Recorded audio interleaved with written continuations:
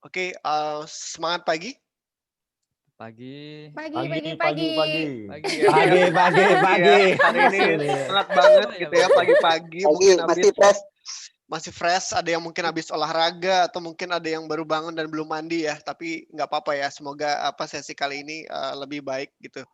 Dan kita bisa dapat banyak manfaat gitu. Jadi hari ini sih kita mau mulai tentang coaching and developing employees, which is ini bagian dari podcast dari alumni kita E45 ya. Jadi mungkin sebelum memulai saya ingin berkenalan dulu gitu ya dengan beberapa panelis yang sudah hadir. Mungkin bisa dimulai dari Mas Ari ya. Siap hadir. Mas Dimas. Bisa perkenalkan Mas Ari. Backgroundnya jenengan. Ya, Assalamualaikum, selamat pagi. Nama Ari Wibowo, sehari-hari bekerja di BUMN. Kecil nggak ya suaranya? Sorry. BUMN Suaramu, Rek. Halo? Kurang bersemangat kayaknya, Mas. Kurang bersemangat, suaranya lebih keras boleh? Udah jelas monitor ya? Oke. Ya, siap. Baik, nama Ari Wibowo, keseharian di BUMN Ketenaga Listrikan PLN sebagai manajer bagian transaksi energi listrik. Oke, good. Pak Ari, managing people atau individual contributor? Manage berapa juga, orang? Manage juga ya. lebih berapa dari, orang? Lebih dari 10 ya kan. Di kami sendiri ada pegawai organiknya dulu. Terus kita membayar vendor-vendor yang payung kontraknya di bawah kendali saya juga lebih dari 50 orang. Oke. Makasih Mas Ari. Next. Panelis selanjutnya Mbak Ai. Halo, Assalamualaikum warahmatullahi wabarakatuh. Waalaikumsalam. Banget soalnya nih ya. Perkenalkan, nama saya Sarika Pratiwi. Saya selama ini sih bagiannya di managing people. Untuk tim saya ada 6 orang. Oke, very good. Terima kasih. Bisnisnya Mbak Ai fokus di bidang apa sekarang? Di bidang digital telekomunikasi. Oke, very good. Next, ada Mas Indra, bisa perkenalkan?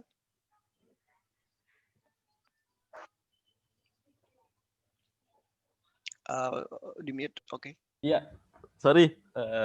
Ya, perkenalkan, saya Indra Permana. Saat ini saya di divisi Digital Banking Development and Operation sebagai tim leader beberapa proyek pengembangan terkait pengembangan di produk small medium enterprise dan sekarang mencoba terlibat ya di proyek blockchain. Oke. Ada beberapa orang yang di manage timnya? Sekitar 15 orang. Oke, good, very good. Ya, mungkin terakhir perkenalan dari saya. Nama saya Dimas. Jadi saya adalah seorang konsultan di multinational company. Jadi keseharian saya memang banyak berinteraksi dengan klien ya untuk melakukan beberapa continuous improvement project. Jadi itu background saya. Jadi managing beberapa tim berkisar ordernya puluhan ya seperti itu. Oke. Mungkin kita akan langsung mulai karena kita udah kenalan dengan semua panelis hari ini. Jadi kita coba masuk ke konten ya. Jadi pertama kita akan coba overview dulu apa sih coaching itu gitu ya berdasarkan understanding kita selama ini. Kemudian setelah itu nanti akan ada role play yaitu interaksi antara audiens dengan beberapa panelis yang ada di sini sekarang. Kemudian kita juga akan masuk nanti ke beberapa materi inti yaitu cornerstone of coaching. Apakah itu gitu ya, apakah elemen apa saja yang harus ada di coaching. Kemudian kita akan bahas sedikit tentang grow model. Ya, grow model. Apa sih grow model, kenapa itu penting, dan bagaimana itu bisa membantu kita dalam proses coaching. Dan kedua adalah role play session lagi, jadi dengan session yang sama seperti role play pertama, tapi kita akan coba terapkan cornerstone dan grow modelnya.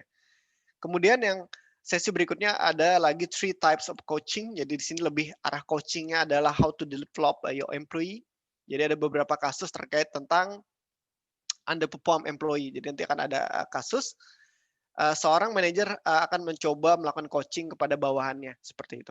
Dan terakhir itu ada beberapa coaching guideline yang perlu kita perhatikan untuk membuat coachingnya jadi lebih baik seperti itu. Kemudian tentunya pasti ada Q&A ya seperti itu.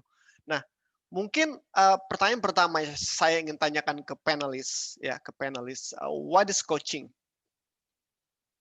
Silakan, siapa duluan mau jawab?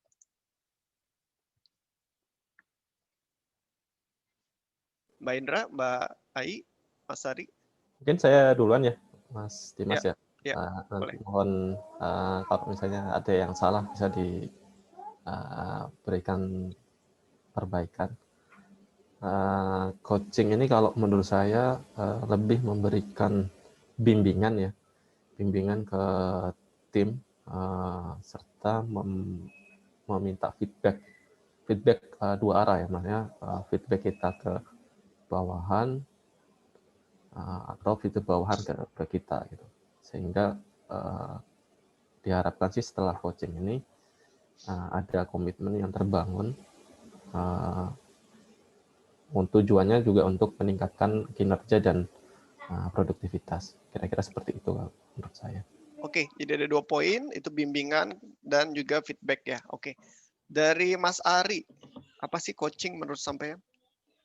Oh baik, nah, terima kasih Mas Dimas. Coaching di tempat saya sendiri ini tools yang ketika kita menghadapi satu kondisi di mana perform atau beberapa orang di bawah kita itu mengalami yang mungkin sedikit underperform atau dia mulai baru di bisnis yang benar-benar baru. Di coaching ini semacam gap skill yang mungkin dia belum paham atau dia belum dapat di bidang sebelumnya ataupun murni dia baru masuk. Jadi kita sebagai atasan kita kasih pembekalan berupa skill gitu kalau di tempat saya. Kalau memang dia kurang di sisi contoh ya sisi keteknisan membuka KWH meter dan sebagainya ya kita coaching. Nah itu nanti harapannya setelah kita coach kita akan evaluasi, kita kasih penugasan, dia bisa adaptasi. Begitu Pak Dimas, kalau di tempat saya ada istilah CMC ya, coaching, mentoring, consulting. Jadi coaching itu untuk menutupi gap skill yang tim kami kurang. Oke, good, very good Mas Ari ya. Oke, next Mbak Ai.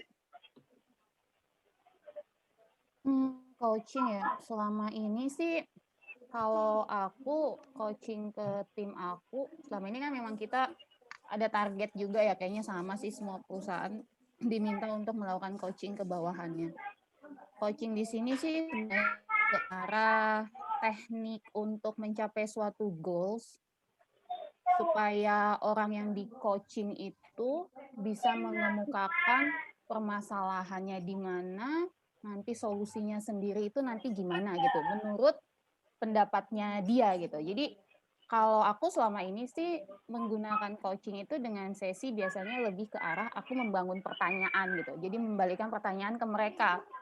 Nah, kemudian kalau misal itu akan berbeda ketika nanti kalau misalkan konseling ya. Kalau konseling mungkin aku yang akan lebih banyak mendrive mereka gitu. Jadi itu sih yang biasanya kalau aku rasain bedanya konseling sama coaching lebih di situ. Jadi untuk mewujudkan goals-nya mereka dengan menggunakan mungkin kita lebih banyak mengeluarkan teknik bertanya lah ke mereka gitu. Jadi kita hanya membantu dengan cara halus untuk menggiring mereka menemukan satu titik tujuannya mereka sendiri gitu. Itu sih.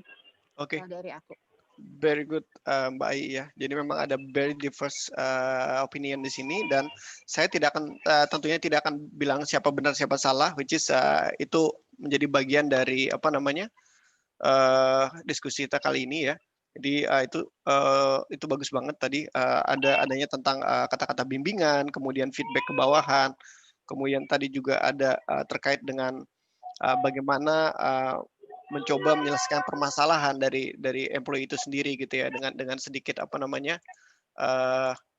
dorongan dari dari si coach kepada employee-nya. Oke, saya akan masuk ke mitos pertama kali. Jadi mitos pertama dari coaching. Jadi dikatakan bahwasanya coaching is hand holding. maksudnya adalah kita tuh kayak megang tangan orang terus kita ajak kemana gitu loh. Nah, saya ingin tanya kepada panelis di sini, sepakat nggak dengan ide ini? Gimana, panelis? Coaching is hand holding ya. Ya, jadi kita tuh kayak told people what to do and step by step gitu. Kayak kita tuh ngajarin orang step by step. Itu bener nggak sih seperti itu gitu? Ada argumen lain? Boleh diskusi Mbak Ai dengan Mas Indra langsung. Step by step gimana maksudnya ya? Jadi kita kayak minta orang ngikutin langkah 1, 2, 3 gitu. Kita feeding dia kayak gitu. Kita ngasih tahu dia langsung gitu. Apakah itu hal yang tepat di coaching ini kayak gitu? Aku sih nggak gitu soalnya. Kalau selama ini ya, tapi mungkin nggak ngerti kalau memang ternyata aku salah. Kalau selama ini aku nggak memfeeding mereka gitu, tapi biarkan mereka yang mengeluarkan sendiri harus gimana. Oke, very good. Itu adalah opini yang bertolak belakang dengan mitos ini. Very good. Ada lagi yang sesuai dengan mitos ini? Mungkin dari panelis, Mas Ari, Mas Indra, atau Anda sepakat dengan Mbak Ai di sini? Iya. Oh ya Mas Ari. Silakan Mas Ari. Gini, kalau di tempat saya memang ada semacam definisi sendiri ya tentang coaching, mentoring, consulting, ataupun yang lainnya. Kalau dari pernyataan saya tentang coaching yang labelnya ada di perusahaan sih, ya itu semacam kita memang memberi arahan detail ya, arahan detail. Kalau mau bisa gini, kamu harus kuasai ini dulu. Kamu harus kuasai ini dulu. Kembali lagi, kalau coaching ini ibaratnya dia hard skill, ya mitos nomor 1 ini bisa jadi benar gitu Pak. Ya Mas Dimas ya. Oke. Mas Indra gimana? Kalau konteksnya itu kita mengulur hand holding, menurut saya ada benarnya gitu. Karena bagaimanapun kita sebagai atasan juga, bukan atasan ya, mungkin kayak leader gitu, kita harus membantu, tapi arah dari masing-masing orang kan pasti punya kompetensi yang mau diekspor lebih luas, dan itu beda-beda, dan kita nggak ngarahkan sana, tapi kita membantu gitu. Itu menurut saya ya, Mas. Oke, very good. Nah, saya akan coba highlight sedikit di sini ya. Jadi coaching is more like you guiding people, prompting and encourage people to move forward, right? Jadi tidak dalam perkataan kita sebenarnya menuntun mereka untuk step by step, which is itu different trip. Itu kalau begitu kan sebenarnya itu kaitannya dengan directing ya, seperti itu ya. Nah, coaching is lebih ke arah apa yang sebenarnya yang dijelaskan juga sama Mbak Ai sedikit tadi ya, gimana caranya encourage people dan dia take ownership dari kerjaannya dia dan karirnya mereka juga ya kayak gitu. Nah, jadi dari sini kita dapat pemahaman bahwasanya tidak sepenuhnya ini benar atau salah juga. Ada beberapa bagian dari di dalam coaching sendiri tentu ada beberapa rekomendasi pasti yang akan kita berikan ya. Tapi porsi lebih besarnya adalah how we guide people. Jadi kalau kita guide people kan kita tidak harus selalu yang di depan, tapi kita bisa ada di belakang dia kayak gitu, seperti itu. Nah, myth number 2, no time to coach. Oke, gimana pendapatnya terkait ini? Sepakat nggak dengan mitos ini, panelis? No time to coach. Ya, aku nggak punya waktu nih untuk coaching gitu ya. Aku sibuk banget kayak gitu, seperti itu. Mungkin itu banyak alasan yang kita denger ya kayak gitu. Bener nggak sih kita tuh nggak punya waktu untuk coaching? Gimana pendapatnya? Enggak sih menurut saya. Prioritas kita. Kalau udah KPI-nya ada ini. Iya. Oh gitu, KPI ada ya. Iya, berarti kan harus. Berarti mau nggak mau harus schedulein ya, begitu ya Mbak Ai ya.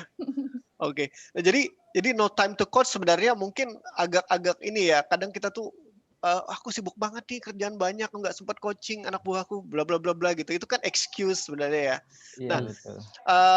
Mungkin kita bisa sepakat semua bahwasanya di sini kita punya waktu, dan sebenarnya gitu ya, dengan metode coaching yang akan kita coba bahas di sesi kali ini, kita tuh pengen doing more with less gitu loh. Kita kerja tuh harus efektif dan efisien kan gitu. Dan dengan menggunakan beberapa tools yang akan kita bahas, sebenarnya kita banyak saving time sih gitu. Banyak saving time dan jangka panjangnya akan banyak membuat engage, dan tentunya juga hasil yang ingin dicapai di target-target kita juga bisa tercapai gitu. Jadi for example, mungkin saya biasa di coaching sama bos saya dulu itu hampir tiap minggu kita punya sesi diskusi, nggak harus berjam-jam, cukup diskusinya itu sangat-sangat singkat, 10 menit, 15 menit kayak gitu ya. Tapi itu konsisten. Jadi memang itu kita harus agree dulu gitu loh dengan schedule-nya kayak gitu ya. Dan Jadi, saya rasa sih boleh kita agak motong nggak? Boleh. Ngomongin waktu tadi itu, kita boleh ngebatasin waktu gitu nggak sih? Ya tentu harus dibatasin. Kenapa? Karena biar sama-sama ada istilahnya itu kayak kita respect sama waktu orang juga gitu ya. Artinya dengan ada time bound di situ, kita akan berbicara yang sangat-sangat penting aja gitu loh. Jadi kalau ada time bound, misalnya 15 menit, 30 menit itu adalah jadwal sesi kita, tolong diskusi yang paling relevan saja gitu loh. Yang mungkin itu menjadi standar gitu ya. Tapi tentu aja kita bisa fleksibel. Misalnya suatu saat mungkin kayaknya perlu didalamin lagi nih problemnya apa sih gitu ya. Kita giving more time di situ. Tapi most likely sih untuk bisa menjaga konsistensi dan trust ya. Apalagi untuk pertama kali sesi coaching, trust itu perlu dibangun gitu ya. Jadi istilahnya kayak Anda membangun komunikasi yang baik dengan employee ya. Tentunya Anda bilang 15 menit, ya 15 menit, seperti itu, konsisten. Nah, ketika konsisten, disitulah mulai trust. Oh iya, bos saya atau coach saya itu benar sih, dia konsisten dengan waktu. Saya pun harus respect gitu ya. Oke, itu myth number 2. Sekarang kita coba move to myth number 3. Oke, ini paling menarik dan aku rasa kalian juga udah sering dengar ya. You will lose people if you grow them. Oke, agree on it or not, or you disagree with this? Ya, ini semacam ini ya Bro Dim ya, kekhawatiran ketika kita sudah berhasil mendidik orang gitu ya. Kita khawatir dia akan bikin ini sendiri kan, bikin suatu kemampuan yang sama dengan kita. Ya. Berasa ini sih enggak sih, Mas Ari merasa insecure enggak sih dengan itu gitu ya? Gimana ya, di beberapa ini kita sering dikasih motivasi sebenarnya ya, kalau memang dianya bagus ya why not kita promosiin gitu loh. Tapi tidak menutup kemungkinan beberapa mungkin ya dari panelis yang lain ada perasaan gimana gitu yang ketika kita melihat, loh ini kan baru kemarin direkrut, dia jadi atasan saya gitu. Iya. Artinya mungkin itu bisa nyalip kita ya, kalau di bawahan kita lebih hebat dari kita. Mungkin ada kekhawatiran itu kali ya gitu. Yes. Nah, mungkin dari panelis lain gimana sih kalau misalnya kita sebagai atasan, kemudian kita ngedevelop people kita gitu ya, dan dia pasti grow dong gitu ya, kita develop gitu. Punya kekhawatiran nggak nanti orang ini mungkin akan pindah gitu ya, atau dipromosi atau apa gitu? Gimana pendapatnya? Halo. Temen gue bikin. Halo, who is this? Ayo, Mbak Ai dulu boleh pendapatnya? Kalau aku sih sebenarnya, jadi memang benar sih yang kata Ari. Jadi itu tuh pasti ada rasa kekhawatiran. Apalagi mungkin kalau di tempat aku gitu ya, jujur sistemnya itu bukan masalah performance malahan kalau aku bilang. Jadi promosi itu udah masalah like and dislike aja. Jujur sekali Mbak ini. Iya, misalnya aku jujur aja ya, aku sharing. That is deep. That is deep.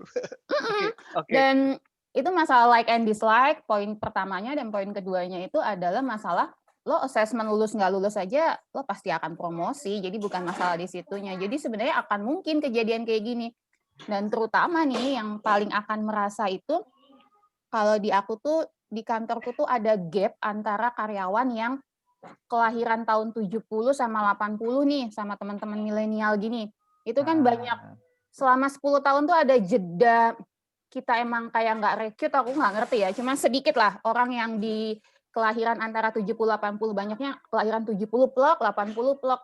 Nah itu kejadian lah, jadi banyak misalkan yang kelahiran 70 itu belum promosi ke posisi senior leader gitu, ke posisi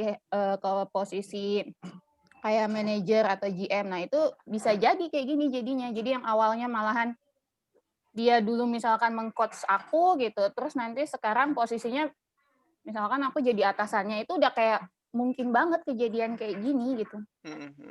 Dan Oke. itu pasti dirasakan sama orang-orang yang gimana sih orang aku yang ngebantu kamu gitu loh. Iya, iya. Oke, very good Mbak Ai ya. Next, Mas Indra. Iya, memang pada prakteknya sih banyak orang gitu ya merasa memang dalam tanda kutip insecure ya, karena kejadian juga mungkin nggak hanya di tempat Mbak Ai, Mas Ari gitu, di semua perusahaan kayaknya hampir sama ya kayak gitu ya. Tapi yang saya lihat dari yang cepat karirnya gitu ya, kita mengesampingkan politik organisasi lah gitu, tapi kebanyakan memang mereka itu bisa membuat tim mereka itu lebih bisa berkembang, dan itu yang nantinya karena timnya bisa berkembang, dia itu kayak ditopang nih untuk mengakselerate karir dia gitu. Oke, Nah ini menurut saya yang saya lihat, yang saya amati, bahwa kita memang harus menyiapkan orang-orang terbaik di tim kita supaya apa yang nanti tim kerjakan atau kita nanti misalnya kan kita sebagai tim leader misalnya yang akan nge-lead ini, itu akan mendapatkan impact itu dari tim yang berkembang, person-person di tim yang berkembang. Oke. Very good Mas Indra dan Mbak Ai ya. Oke. Mungkin saya buka sedikit diskusinya adalah jadi sebenarnya lebih banyak ruginya kalau kita tuh tidak develop our people gitu ya, invest di our people. Jadi Anda bisa bayangkan kalau setiap employee itu mungkin dia average banget gitu ya dari cara kerjanya, dari knowledge-nya dan sebagainya. Perusahaan tentu akan struggle to move on gitu ya untuk mengejar cita-citanya, visi misinya gitu ya. Dan sebenarnya dengan investing in our people gitu ya, kita tuh creating value gitu buat kita sendiri sebagai atasan karena kita bisa mengembangkan seseorang. Kemudian buat orang itu sendiri dia bisa berkembang karirnya, dan buat company as whole gitu ya. Jadi benar-benar idenya adalah konteks di sini yang diinginkan adalah bagaimana kita growing people ya. Dan kita mungkin terkait dengan promotion, mungkin dari itu relevan banget yang dikatakan Mbak Ai tadi gitu ya, like and dislike it's happening but we cannot control it, right? Jadi yang bisa kita kendalikan adalah seperti contohnya Mas Indra tadi, mungkin organisasinya mature banget gitu ya, organisasinya mature banget, kemudian dari maturity itu hal ini menjadi mungkin gitu ya, menjadi possible gitu loh. Kalau kita coba develop orang kita, ya mungkin kita akan dapat promoted dan orang yang kita develop akan menggantikan kita. Jadi linknya harusnya seperti itu. Oke, we will going to go to the next meets. Oke, meet keempat. Jadi ada statement seperti ini. Career development is the employee's responsibility. Sepakat nggak ada statement dengan ini? Jadi itu kan urusannya si orang itu sendiri untuk develop dirinya sendiri. Saya nggak perlu coaching dong orang ini. Harusnya dia udah bisa sendiri gitu. Sepakat nggak dengan statement ini? Monggo. Silakan Ibu Ayi. Yang ini ya sering berhadapan dengan. Enggak sih menurut aku. Ya pengembangan karir itu melibatkan banyak pihak sih. Bahkan bisa jadi kita kalau istilah itunya sih, lo kalau mau berenang harus nunjukin gayanya. Jadi gitu juga sih mungkin di kantor. Kadang ada karyawan yang kita nggak tahu, kalau misalkan kita nggak nanya langsung atau menggali dari dia, ternyata dia mempunyai hal yang banyak yang bagusnya gitu. Jadi emang harus melibatkan atasan juga. Yang namanya penilaian promosi atau apapun kan itu melibatkan 360 derajat ya penilaiannya. Yes. Ke bawah iya, ke atas iya, ke samping iya gitu. Jadi pengembangan karir juga seharusnya gitu.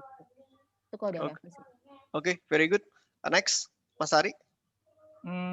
Kalau menurut saya sih core-nya memang kalau di karir pegawai, apalagi di perusahaan yang sudah mature, yang punya struktur peningkatan karir yang jelas, itu memang sebenarnya ya dimulai dari dirinya sendiri sih. Di sini bisa disebut di perusahaan saya ya sebanyak kalian menonjol itu kan banyak diperhitungkan.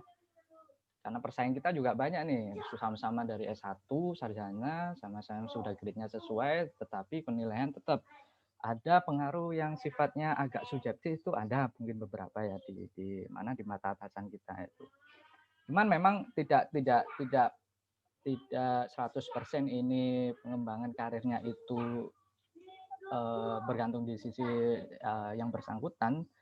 Jadi kita juga ya tadi kita harus jadi atasan, harus mengcoach dan berhubungan dengan banyak orang lah.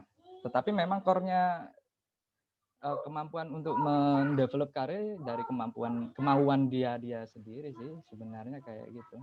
Dia mau bertanya kah, mau minta coach kemana kah, dari situ kan dia membangun yang namanya istilahnya ya relasi atau ya seperti itu. Bro, Oke.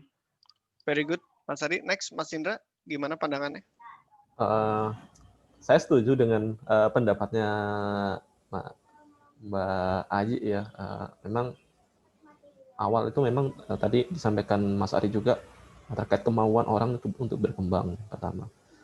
Di situ ada pengaruh juga dari peers, bawahan dan atasan ini yang nantinya mengencourage people ini untuk berkembang. Nah, di samping itu mungkin kayaknya strategi perusahaan untuk berkembang ini atau responsibility perusahaan terhadap karir individunya ini juga penting sih menurut saya, karena strategi pengembangan karir seseorang terutama dari perusahaan ini ya akan bikin culture, dan culture ini yang kayaknya jadi kalau misalnya culture-nya bagus dia bisa bagus juga gitu, tapi kalau misalnya culture-nya ya tadi banyak politik dan segala macam, kayaknya juga orang ngapain saya berkembang gitu, toh kayak gini-gini aja gitu. Kira-kira seperti itu. Ya, thank you Mas Indra. Jadi benar ya. Jadi kalau misalnya kita melibatkan semua orang untuk coaching 360 derajat gitu ya, artinya kita tuh sebenarnya berkontribusi kepada perusahaan kita gitu ya. Esensialnya adalah gimana caranya menumbuhkan growth di perusahaan itu sendiri gitu ya. Menumbuhkan ide-ide baik, tadi kata Mbak Ai, dikatakan ada ide-ide baik sebenarnya yang bagus di bawah itu yang mungkin kita belum tahu sebelumnya. Dan itu pasti lead-nya adalah ke bottom line result, ke profit gitu ya, ke company gitu. Jadi ini beberapa sebenarnya membuat kita berkaca gitu. Seorang leader itu tidak hanya memikirkan get things done, ya kan, gitu. Tapi juga harus memikirkan enabler-nya gitu, yang membuat get things done ini berhasil gitu kan. Artinya ya people-nya gitu. Salah satu hal yang mungkin kita influence itu adalah selain teknologi ya tentunya the people which use that teknologi gitu. Jadi very very simple seperti itu. Nah, sekarang saya akan coba bahas sedikit myth buster gitu. Jadi dengan semua mitos-mitos tadi, gimana sih kita breaking that barrier kayak gitu ya. Pertama adalah take coaching as experiment. Jadi misalnya tadi mungkin dari Mbak Ai mungkin banyak sering coaching gitu ya, Mas Indra juga, Mas Ari juga. Mungkin ada yang belum pernah sama sekali gitu paham dengan konsep ini gitu ya. Baik dia mungkin paling banyak mungkin individual kontributor karena dia nggak punya follower kan seperti itu. Nah, jadi memang harus coba-coba coaching. Jadi coaching mungkin dalam dunia kerja oke, tapi Anda juga bisa kan coaching di dalam dunia family Anda sendiri gitu ya, kepada anak Anda, kepada istri Anda. Mungkin ada beberapa masalah yang ingin diceritakan kayak gitu. Nah, kedua, kita tuh mulai dari grup kecil dulu gitu. Jadi memang pilot lah kita istilahnya bilang. Jadi setiap memulai sesuatu, mulailah dengan sesuatu yang kecil, mulai dari pilot. Kita bisa mulai dari 2 atau 3 orang follower kita atau anggota tim kita yang ingin kita coaching. Kemudian kita coba tadi cari slot waktu ya. Mungkin 5, 10, 15 menit di setiap minggunya yang kita bisa selipin di Google Calendar kita atau mungkin di apapun ya, Outlook Calendar, dan itu repeatable gitu. Dan harus komit. Itu syaratnya, harus komitmen untuk fulfill itu. Ada atau tidak ada progres, itu harus terjadi coachingnya gitu. Jadi memang benar-benar kita menyediakan waktu. Jadi dengan 3 hal ini, meet yang tadi kita bisa breaking gitu ya, kita bisa runtuhkan bariernya dan harusnya kita bisa develop our people gitu. Nah, saya akan masuk ke role play ya. Jadi ini mungkin bagian yang menarik dari sesi ini. Jadi role play di sini saya akan coba jelasin Linda itu struggle banget untuk catch up dengan project dia yang lagi delay gitu ya, dengan apapun problemnya gitu ya. Semuanya tampaknya tuh kayak berantakan banget gitu. Kemudian Ben si bosnya mengundang dia ke office gitu ya. Ben pengen tahu gitu, apa sih yang terjadi di sekeliling si Linda ini gitu ya. Kemudian tugasnya di role play kali ini adalah conduct coaching session between Ben and Linda for 5 to 10 minutes gitu ya. Nanti kita akan coba setting waktunya. Kemudian Ben harus menolong Linda untuk menyelesaikan situasinya. Maksudnya meng-unveil apa itu yang perlu dia lakukan kayak gitu. Nah, saya akan coba undang mungkin salah satu apa namanya listener kita. Mungkin Mas Arif masih di sini? Mas Syarif? Bang Halo? Syarif, Bang Syarif. Mas Syarif masih dengerin kita? Oke, mungkin belum bisa. Satria, are you there? Halo? Oke, mungkin Mas Oki? Halo? On mute atau seperti apa ya? Lagi ada urusan bentar. Oh, oke. Mas Oki, dengar suara saya? Ya, dengar. Oke. Mas Oki bisa nggak saya minta tolong untuk simulasi dengan Mbak Ai ya. Jadi ceritanya Mbak Ai, ya saya minta tolong ke panelis ya. Cowok. Gak apa-apa. Nanti gantian role play ya.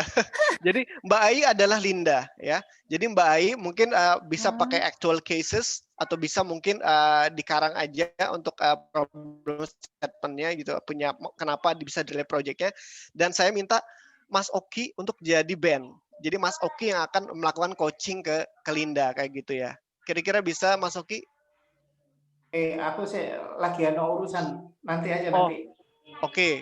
Siapa yang bersedia dari audiens? Saya minta siapa yang bersedia dari audiens? Audiens. Mas Arif? Muhammad Arif? Saya aku pas dulu ya. Gak apa-apa. Lagi ngerjain. Oh, lagi ada urusan. Oke, saya tawarin lagi siapa sebelum mungkin saya akan tunjuk panelis dengan panelis, tapi saya sih pengennya audiens dengan panelis ya. Seperti itu. Ada yang mau join? Bang Satria aku mau nanya dong. Oh, tapi boleh. Kalau misalkan individual kontributor itu gimana ya caranya? Maksudnya ya nggak usah individu lah ya, misalkan kayak aku kan juga pasti punya atasan nih gitu. Yeah. Kalau aku berharapnya itu atasannya itu yang di coaching gitu, memungkinkan nggak sih? Apa nggak ada ya ceritanya ya? Nggak boleh ya kayak gitu ya. Maksudnya, tapi itu menarik sih, maksudnya ide itu menarik. Maksudnya mungkin atasannya butuh pertolongan kan gitu kan sebenarnya kan gitu. Misalkan kan selama ini misalkan dia yang mengcoaching aku gitu kan. Jadi kan yang tersampaikan hanya yang perasaan aku aja gitu kan. Okay. Tapi ngebantu dia mengarahkan ternyata ya kan who knows ya, aku aja mungkin juga tim aku berharapnya misalkan tim aku yang meng-coaching aku gitu, itu memungkinkan nggak sih ada kayak kejadian kayak gitu nggak sih? Iya, dalam pengalaman aku sih itu belum pernah terjadi, pengalaman pribadi, karena memang basically coaching itu kan dari atasan ke bawahan ya. Adapun mungkin gini, yang ada adalah influencing.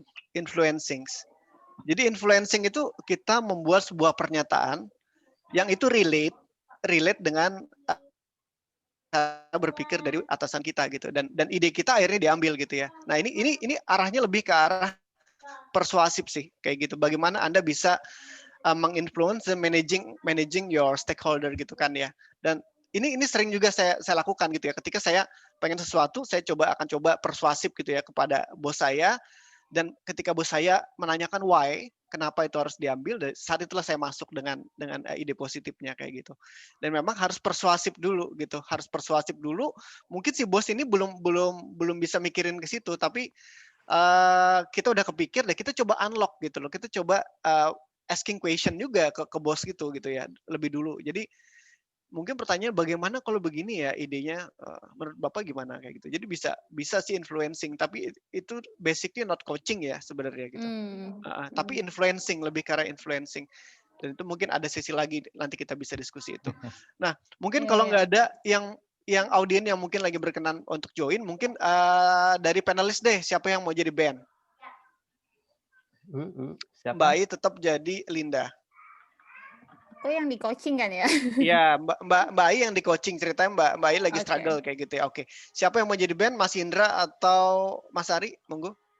Mas Indra aja lah, lebih wise. Kalau saya itu jahat orangnya. Oke, Mas Indra ya. Terus aku baru belajar juga ini coaching. Gak apa-apa. Saya kasih waktu 5 menit ya. Nanti over nggak apa-apa. Nanti coba kita kasih waktu sedikit lagi gitu. Oke, mungkin bisa mulai dari sekarang. Selamat pagi, Bu Ai. Pagi, Pak. Gimana kabarnya, Bu Ai? Lagi pusing nih, Pak. Kenapa? Iya, soalnya proyek saya itu banyak yang telat gitu. Jadi kerjaan-kerjaan yang dikasih untuk due date-nya minggu ini itu banyak yang nggak bisa selesai. Oh gitu. Nah, kenapa ya Bu Ai? Kira-kira untuk kok bisa nggak selesai? Ada kendala apa? Iya, jadi kayak harus melibatkan bidang lain gitu loh, Pak. Nah, itu tuh bidang lainnya tuh sibuk juga dengan targetnya mereka sendiri. Jadi kayak apa ya? Jadi di tempat mereka itu punya prioritas sendiri. Jadinya proyek yang di sini itu nggak bisa diselesaikan sama mereka. Jadi semuanya kehambat gara-gara di bagian lainnya kayak gitu. Ya sebenarnya kan Bu Ai kan sudah di proyek-proyek sebelumnya udah bagus nih komunikasinya dengan teman-teman divisi. Apakah ada kendala ya untuk yang saat ini? Misalnya personilnya ganti atau seperti apa yang jadinya komunikasi dan prioritasi kerjaannya jadi terganggu nih. Nah, itu kayaknya gitu sih, Pak. Jadi kayak mereka itu baru jadinya ketika ganti orang itu nggak dapet transfer ilmu yang pas. Jadi merekanya ngerasa bahwa proyek ini nggak jadi priority buat mereka. Ya memang kalau ada yang baru kayaknya kita memang harus ubah nih strategi komunikasi dan kolaborasinya ya. Kalau dari Wahid, kira-kira untuk nyelesain masalah ini ada masukan nggak ya?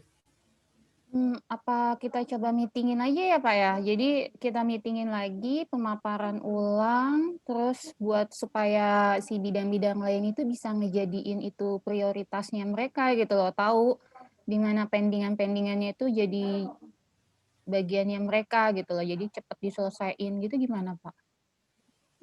Bisa sih, itu ide bagus.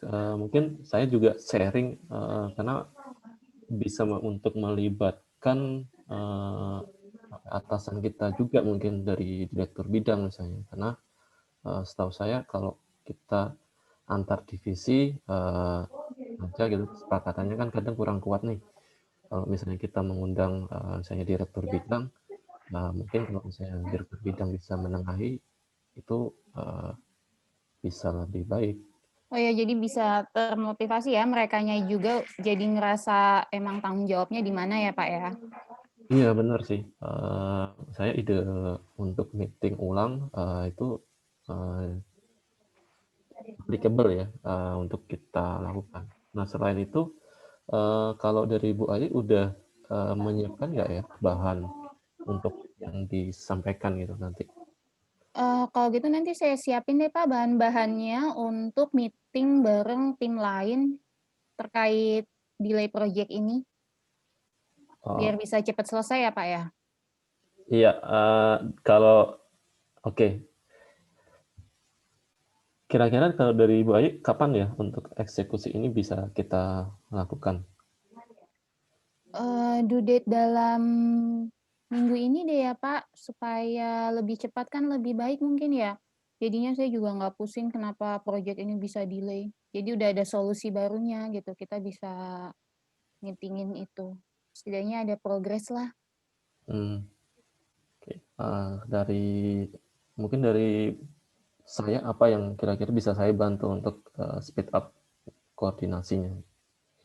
Mungkin nanti kalau ke direktur bidang aja mungkin Pak, nanti tolong saya untuk Bapak untuk komunikasikan ke beliau bahwa ikut dalam meeting terkait proyek ini. Oke. Tapi sebelumnya mungkin saya akan nyampaikan nanti materinya dulu ya ke Bapak, biar Bapak bisa ngebawa itu juga ke direktur bidangnya. Iya, setuju Bu Ayi. Jadi mohon bantuannya untuk support di materi, dan mungkin setelah itu saya bisa sharing atau menyampaikan ke direktur bidang, moga-moga bisa ada titik temu ya antar masing-masing divisi hingga proyek kita bisa selesai. Siap Pak. Oke, makasih time's up. Pak. Ya, very good session, Mbak Ai, Mas Indra ya.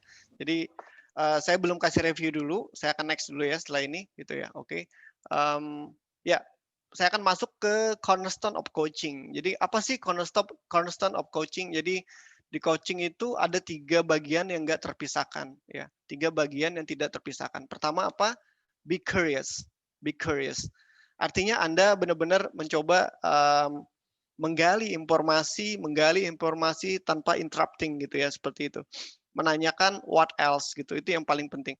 Kemudian let the employee leads gitu ya. Jadi di sini main discussion, main personnya adalah si yang di coaching gitu ya. Gimana caranya kita coba memberikan giving a chance to coachee gitu ya, untuk bisa menjelaskan gitu apa saja yang hal-hal yang dia rasakan sekarang gitu, which is dari simulasi sebelumnya itu ada beberapa positive point ya yang dari Mbak Ai dan Mas Indra gitu.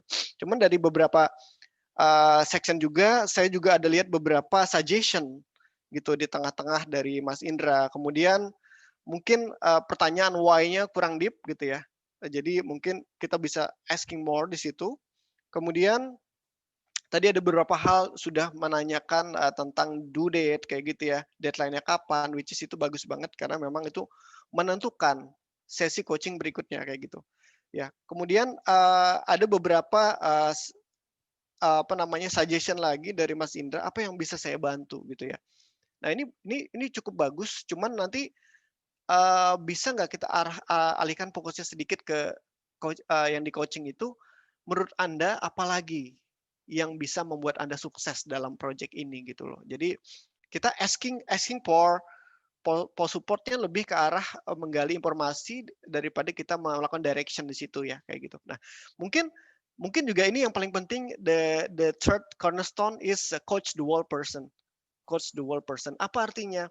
Artinya adalah mungkin kita harus lihat dulu ya climate dari organisasi kita, dan juga kita lihat dari sisi emosional dari karyawan kita yang ingin kita coach. Bisa jadi dia ada problem rumah tangga, dia ada problem dengan college gitu ya, dia ada problem dengan siapapun gitu ya, dan itu mungkin emosionalnya saat itu tuh nggak in banget untuk dilakukan coaching gitu.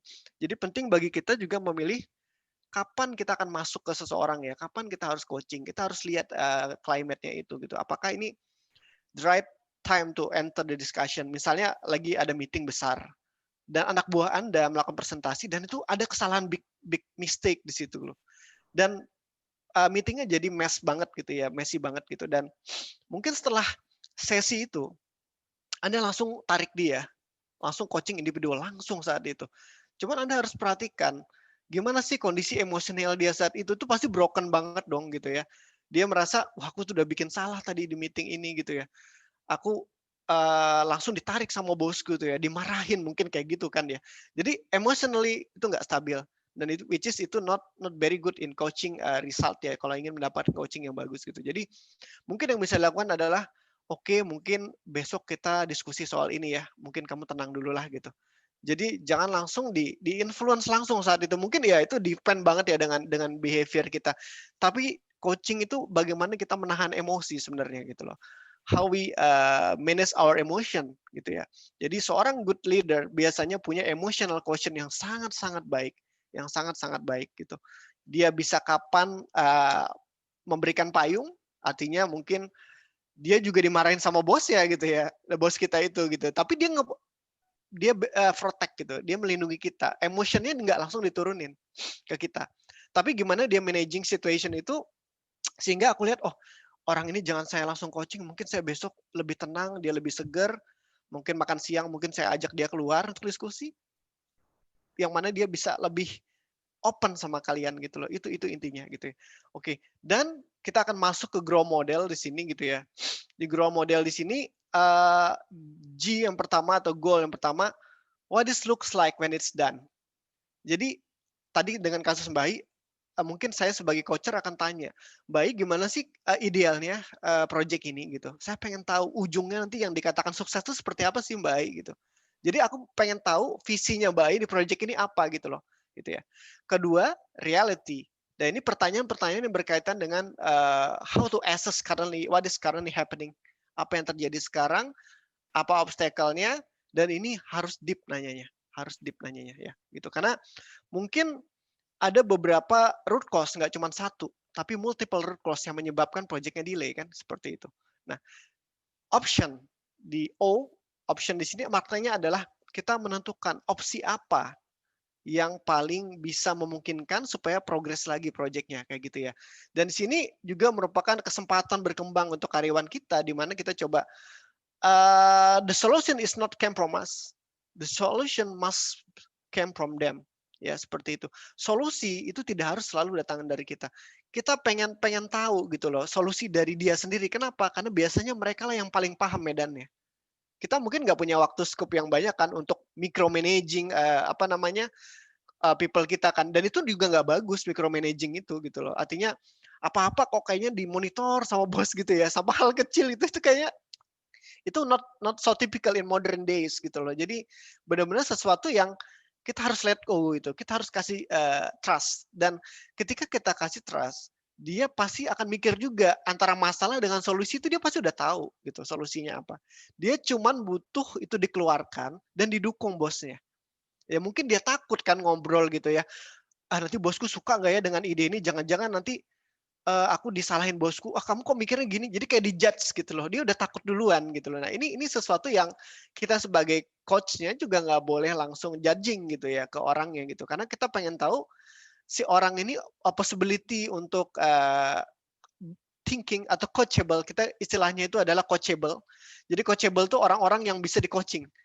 Dan ada juga orang-orang yang tidak bisa di-coaching, itu ada dua kondisinya gitu. Dan kapan Anda paham si orang ini coachable atau enggak, itu ketika ada beberapa, nanti saya kasih beberapa questionnaire ya setelah sesi ini. Jadi intinya adalah kita ngasih pertanyaan ke dia tentang pekerjaannya, tentang ide-idenya dia, tentang masalahnya. Dan ketika dia menjawab saya tidak tahu, ada atau banyak saya tidak tahu, itu tandanya dia tidak coachable. Tidak siap untuk di-coaching. Kenapa? Dia tidak siap memberikan banyak option, banyak menceritakan banyak kejadian yang dialami gitu loh. Karena coaching itu kan sifatnya dia harus mengeluarkan, si coach ini kan harus bisa menyampaikan sesuatu. Dan ketika dia tidak bisa menyampaikan sesuatu itu, artinya dia tidak paham sendiri masalah dia apa. Berarti harus ganti orang gitu atau enggak usah? Oke. Mungkin strateginya bukan ganti orang. Untuk orang-orang yang seperti ini, itu adalah bukan coaching, tapi direction. You told people what to do. Ya karena memang dia maturity si orang ini tuh nggak sampai di situ gitu ya. Jadi for example saya punya beberapa customer yang maturity levelnya sangat tinggi gitu ya. Yang saya itu cukup bilang guidance A, B, C, mungkin saya banyak tanya jawab saja, tidak banyak direction, dia jalan. Goalnya dapat. Jadi saya cuma kasih big picture-nya ini loh, Anda harus dapat ini gitu ya. Nah, dari situ dia udah paham, aku bisa lepas gitu Mbak ya gitu, Mas Indra gitu dan Mas Hari ya. Nah, tapi ada orang juga yang nggak coachable. He's waiting for me gitu loh, to feeding him gitu. Jadi dia nunggu kita kasih input baru dia bisa processing dan dia ngeluarin output gitu ya. Dan ini sesuatu yang kita harus juga adapt gitu dengan cara kita coaching. Jadi tidak selamanya atau mungkin dia malu, dia belum punya confident lebih untuk menyuarakan idenya, atau mungkin climate organisasi kita itu judging and slashing gitu ya. Judging and slashing. Artinya kalau ada orang punya ide baru, kamu salah, nggak bakal bekerja ide itu.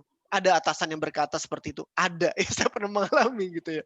Jadi benar-benar kita nggak kreatif. Kita ya apa kata bos, apa yang menurut bos benar, itu kita lakukan, which is in modern day again gitu. Itu very likely it's not good gitu ya. Jadi harus empower kan, kita harus empower orang-orang kita untuk thinking kreatif gitu loh, untuk mau menyuarakan ide-idenya. Dan ini penting banget, seseorang itu kita bisa identifikasi apakah dia coachable atau tidak gitu ya.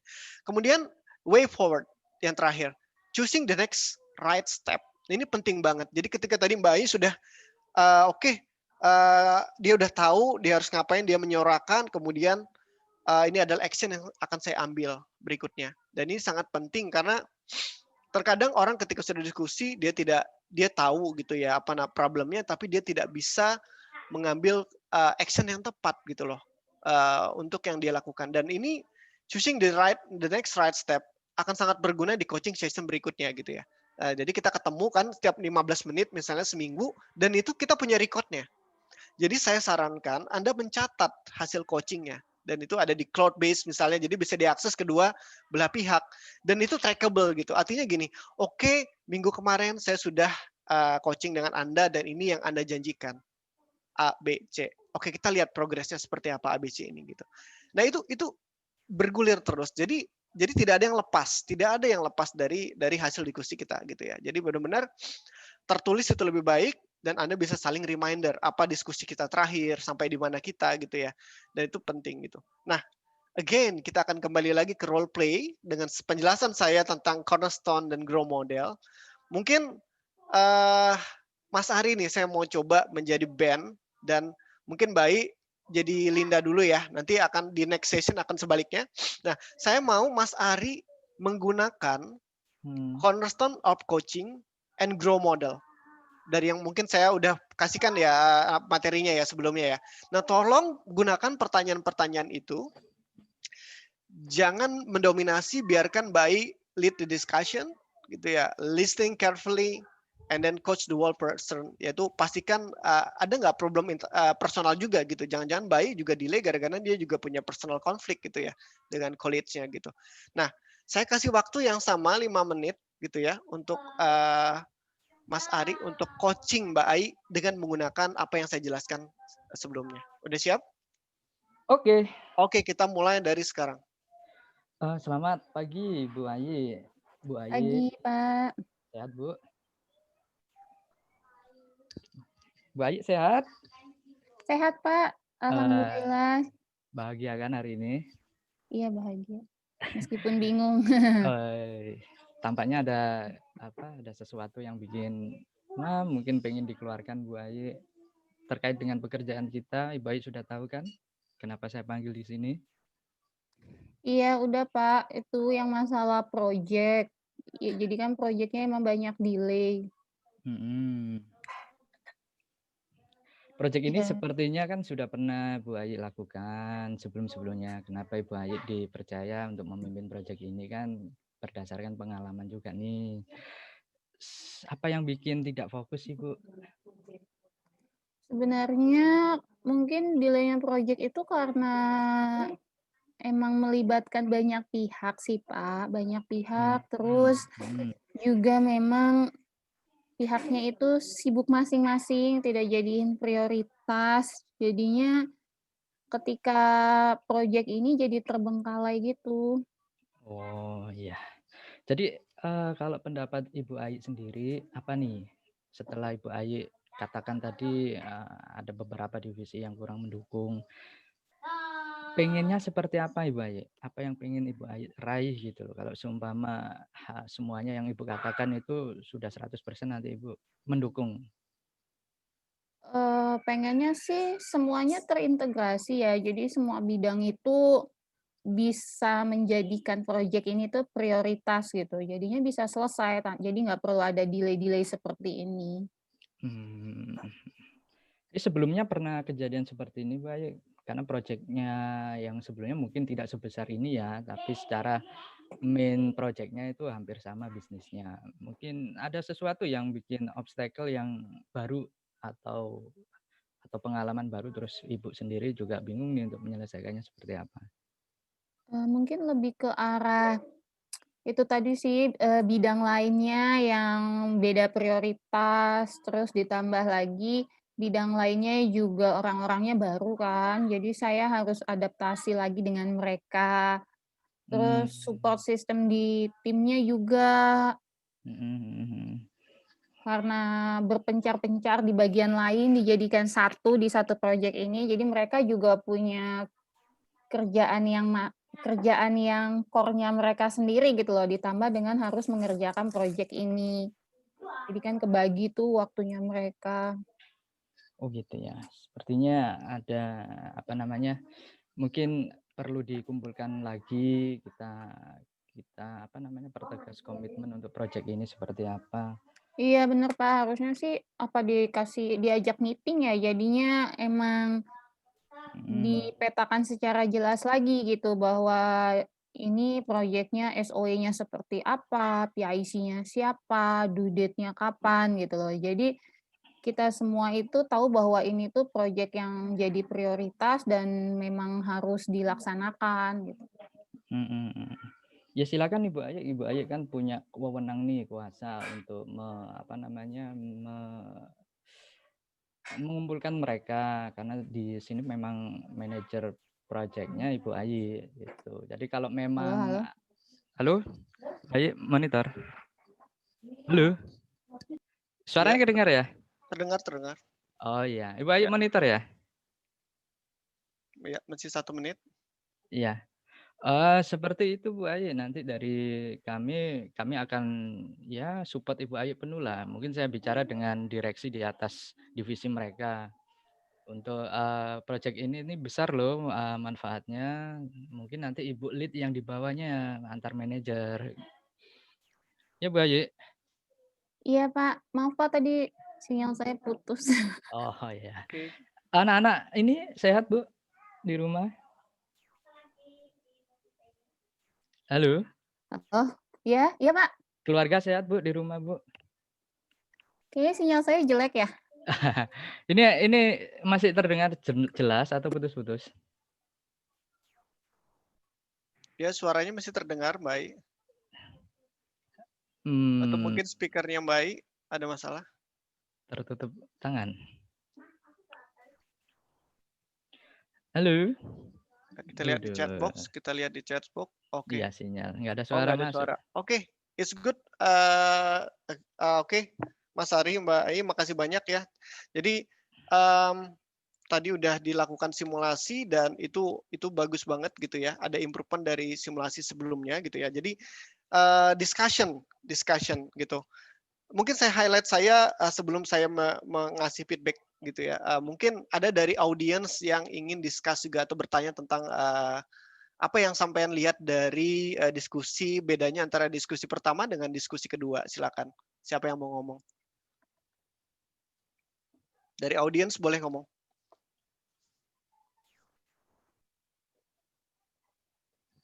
Bro kasih feedback Bro. Ada feedback? Kita diskusi. Boleh? Pak Diki, Pak Arif, Pak Krisna. Gimana? Mas Arif bijak nih. Ya. Oke, mungkin kita diskusi juga, mungkin Mas Indra dan Mas Ari ya tadi udah lihat ada sedikit perbedaan ya, lebih terstruktur. Ya, pertanyaan pertama tentang goal gitu ya, Mas Ari menggunakan istilah menanyakan kalau ini sempurna semua dilakukan gitu ya. Seperti apa sih bentuknya kayak gitu ya tadi ya. Dan itu bagus banget udah dijawab sama Mbak Ai juga. Kemudian tadi ditanya obstacle atau reality. Walaupun sebenarnya kita bisa tanyakan lagi sebenarnya Mas Arya. Mungkin nanyakan apa lagi gitu lah. Jadi ketika Mbak Ai udah di titik terakhir, itu tanyakan lagi apa lagi sampai dia mentok, sampai dia bilang mungkin itu aja kayaknya. Jadi kita mencoba membuat dia terus berpikir gitu ya, terus menggali informasi. Itu yang pertama gitu ya. Terus tadi juga masukan saya tadi bertanya tentang personal tuh bagus gitu ya. Kita mau coaching the whole person kan. Itu udah kelihatan. tadi mungkin slightly yang di opportunity, bagian di opportunity tadi Mas Ari gap suggestion ya sebenarnya di awal ya. Sebenarnya kita pengennya sih Mbak Ai yang duluan. Jadi mungkin yang ditanyakan ke Mbak Ai adalah mungkin menurut Mbak Ai apakah ada hal-hal yang bisa membuat ini moving forward gitu atau lebih baik lagi? Apa saja itu? Nah, dia kan cerita solusinya A, B, C gitu kan ya. Oke, di keep dulu. Kita jangan langsung intervene gitu ya. Kita tahan dulu. Setiap kali kita mau intervene tahan 5 detik. Jangan ngomong. Tahan 5 detik. Jadi itu membuat kita ada momen di mana kita menekan tombol pause gitu ya di kita. Karena biasanya kalau dengan bawahan juga mungkin kita tuh kan superior banget lah gitu ya. Kita pengen selalu intervensi kan kayak gitu ya. Kita pengen, walaupun sebenarnya itu natural banget sih buat leader untuk dia direction gitu. Cuman again di coaching itu bukan soal Anda mendirect, tapi Anda bagaimana Anda mengguide gitu, membuat dia mengeluarkan ide-idenya gitu. Itu inti dari coaching sebenarnya. Develop people-nya tuh justru di situ. Jadi kalau dia di feeding terus tadi ya, kecuali dia tidak coachable gitu ya. Kalau orangnya nggak coachable, ya tentunya akan sangat sulit sekali kayak gitu. Kita coaching orang itu gitu. Nah, itu sih yang paling penting buat kita.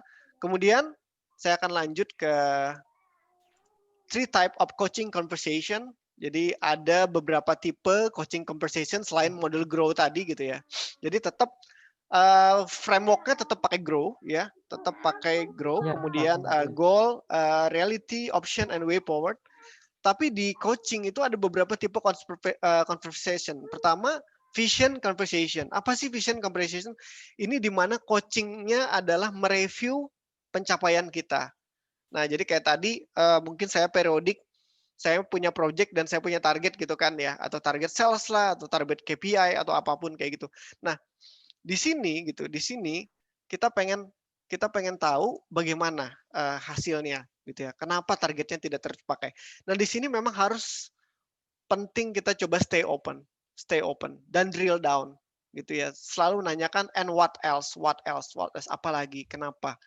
Bisa jelaskan lebih lanjut. Nah, itu kata-kata yang harus kita munculkan gitu ya. Kita drill down sampai ke titik di mana dia tidak bisa mengutarakan lagi atau itu adalah mentoknya gitu. Itu adalah root cause-nya kayak gitu ya. Nah, kemudian setelah Anda punya vision conversation dalam satu sesi gitu ya. Kemudian melakukan implementation conversation. Oke, kira-kira apa yang Anda akan lakukan selanjutnya? Kemudian kenapa Anda melakukan itu? Kenapa hal ini menjadi penting kayak gitu ya dilakukan? Dan bagaimana caranya supaya sukses gitu ya. Dan itu adalah action plan. Dan yang lebih penting next to do-nya kapan? Kapan due date-nya, siapa yang terlibat, itu harus terukur kayak gitu ya. Nah, again seperti saya bilang tadi, power tips-nya adalah hold yourself, wait for 5 seconds gitu ya. Jangan langsung intervensi gitu ya. Jangan langsung judging, tidak langsung personal attack gitu ya kepada orang yang kita coaching, tapi lebih let them lead the discussion. Jadi porsi ngomongnya kalau mungkin kita bilang coacher atau coach itu tidak boleh memberikan suggestion, bukan tidak boleh sebenarnya, maksudnya lebih banyak bertanya daripada direction kayak gitu sih idenya gitu ya. Nah, jadi harapannya ide itu muncul dari orang itu sendiri. Saya punya pengalaman dulu dengan bos saya sebelumnya. Saya masuk ke ruangan, saya jelasin, oh ini ada kendala di project, bla bla bla bla. Dia selalu menanyakan, oke, menurutmu apa yang bisa kita lakukan? Dia nanya gitu, menurutmu apa yang bisa kita lakukan? Ya tentunya saya akan bilang, oh mungkin begini Pak, A, B, C, D, ini sih yang menurut saya penting. Terus apa lagi? Dia nanya lagi gitu kan. Saya mikir lagi gini ya gitu kan ya. Apa sih yang harus saya katakan? Nah setelah saya katakan itu, oke, kapan nih kita perlu review lagi, kapan kita perlu tracking hasilnya kayak gitu ya.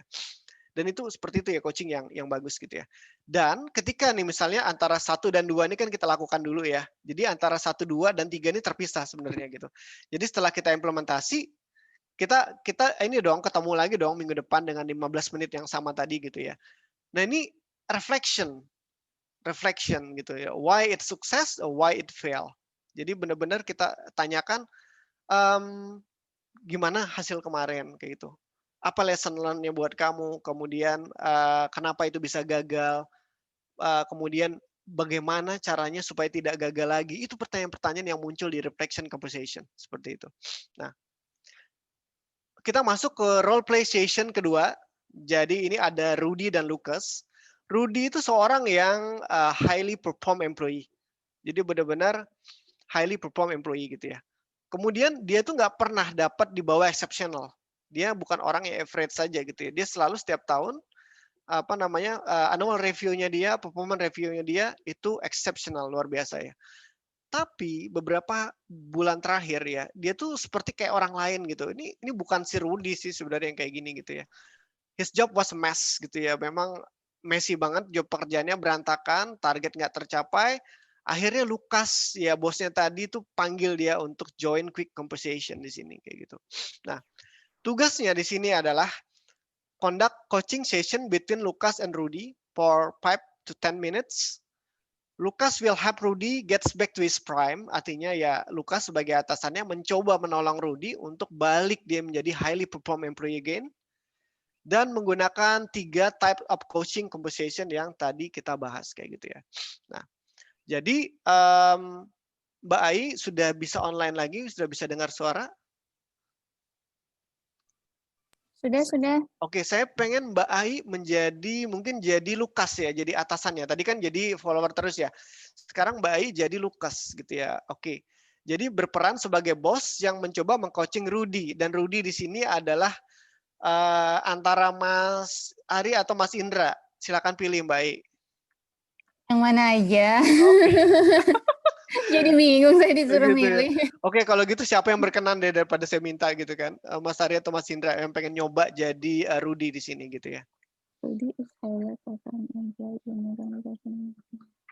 Boleh saya? Oke, Ya. good. Saya akan coba. Mungkin ini sesinya lebih panjang sedikit ya, mungkin lebih dari 5 menit. Jadi jangan khawatir soal waktu. Saya pengen Anda fokus kepada ini, 3 hal ini. Vision conversation, implementation conversation, and reflection conversation. Nah, jadi ketika 1 dan 2, nanti ceritanya sesinya adalah Anda ketemu dulu, terus nanti agree kan? Reflection-nya tuh langsung, bukannya Langsung. kemudian. Nanti ceritanya gini, simulasinya. Ceritanya beberapa saat kemudian, kayak gitu. Oh, oke. Gitu aja ya. Beberapa saat nanti saya akan bilang. Saya akan bilang. Moment later. Nah, iya kayak gitu ya. Kayak bom gitu kan. Oke. Oh iya, oke. Dan ini kasusnya adalah sukses. Kasusnya adalah sukses ya. Ingat ya. Berarti nanti Mas Indra sukses gitu itunya ya. Ya, nanti Bayi akan coaching lagi gitu kan ya. Gitu. Oke, udah paham ya aturan mainnya? Oke, ini fleksibel banget waktunya, saya tidak batasin, walaupun 5 menit saya tetap timer ya. Oke, siap? Kita 5 menit aja Mas Indra. Oke. 5 menit aja lah. Oke, kita mulai dari sekarang. Silakan. Halo, selamat pagi Mas Indra. Pagi Bu Ai. Gimana kabarnya? Tetap sehat. Gimana Bu Ai? Happy nggak hari ini? Lumayan. Kenapa kok lumayan? Biasanya kamu kan happy terus nih. Iya, ini kayaknya ada masalah nih. Kok jadi apa ya, review saya tahun ini jadi jelek ya. Kenapa kok bisa jelek? Kenapa? Bukannya biasanya kamu nilainya selalu bagus gitu kan ya? Ya, mungkin di tahun lalu saya bisa prepare lebih baik ya. Misalnya planning lebih baik. Nah, di tahun ini kayaknya semakin banyak job di saya, jadinya saya malah nggak fokus gitu. Malah beberapa project itu nggak optimal, nggak sesuai target. Terus kira-kira apa lagi? Atau ngerasanya gimana? Apakah cuma gara-gara yang tadi gitu, dulu sebelumnya menetapkan, tahun ini nggak menetapkan, atau ada apa lagi? Iya, karena semakin tahun kan target bisnisnya kan semakin gede nih gitu kan. Semakin nambah gitu ya? Nambah. Terus di tim saya ternyata kan nggak nambah nih orangnya gitu kan untuk ngerjain sesuai target tersebut. Jadinya ya tim saya overload dan ya banyak target outcome yang nggak tercapai malahan gitu tahun ini, nggak sesuai. Gitu.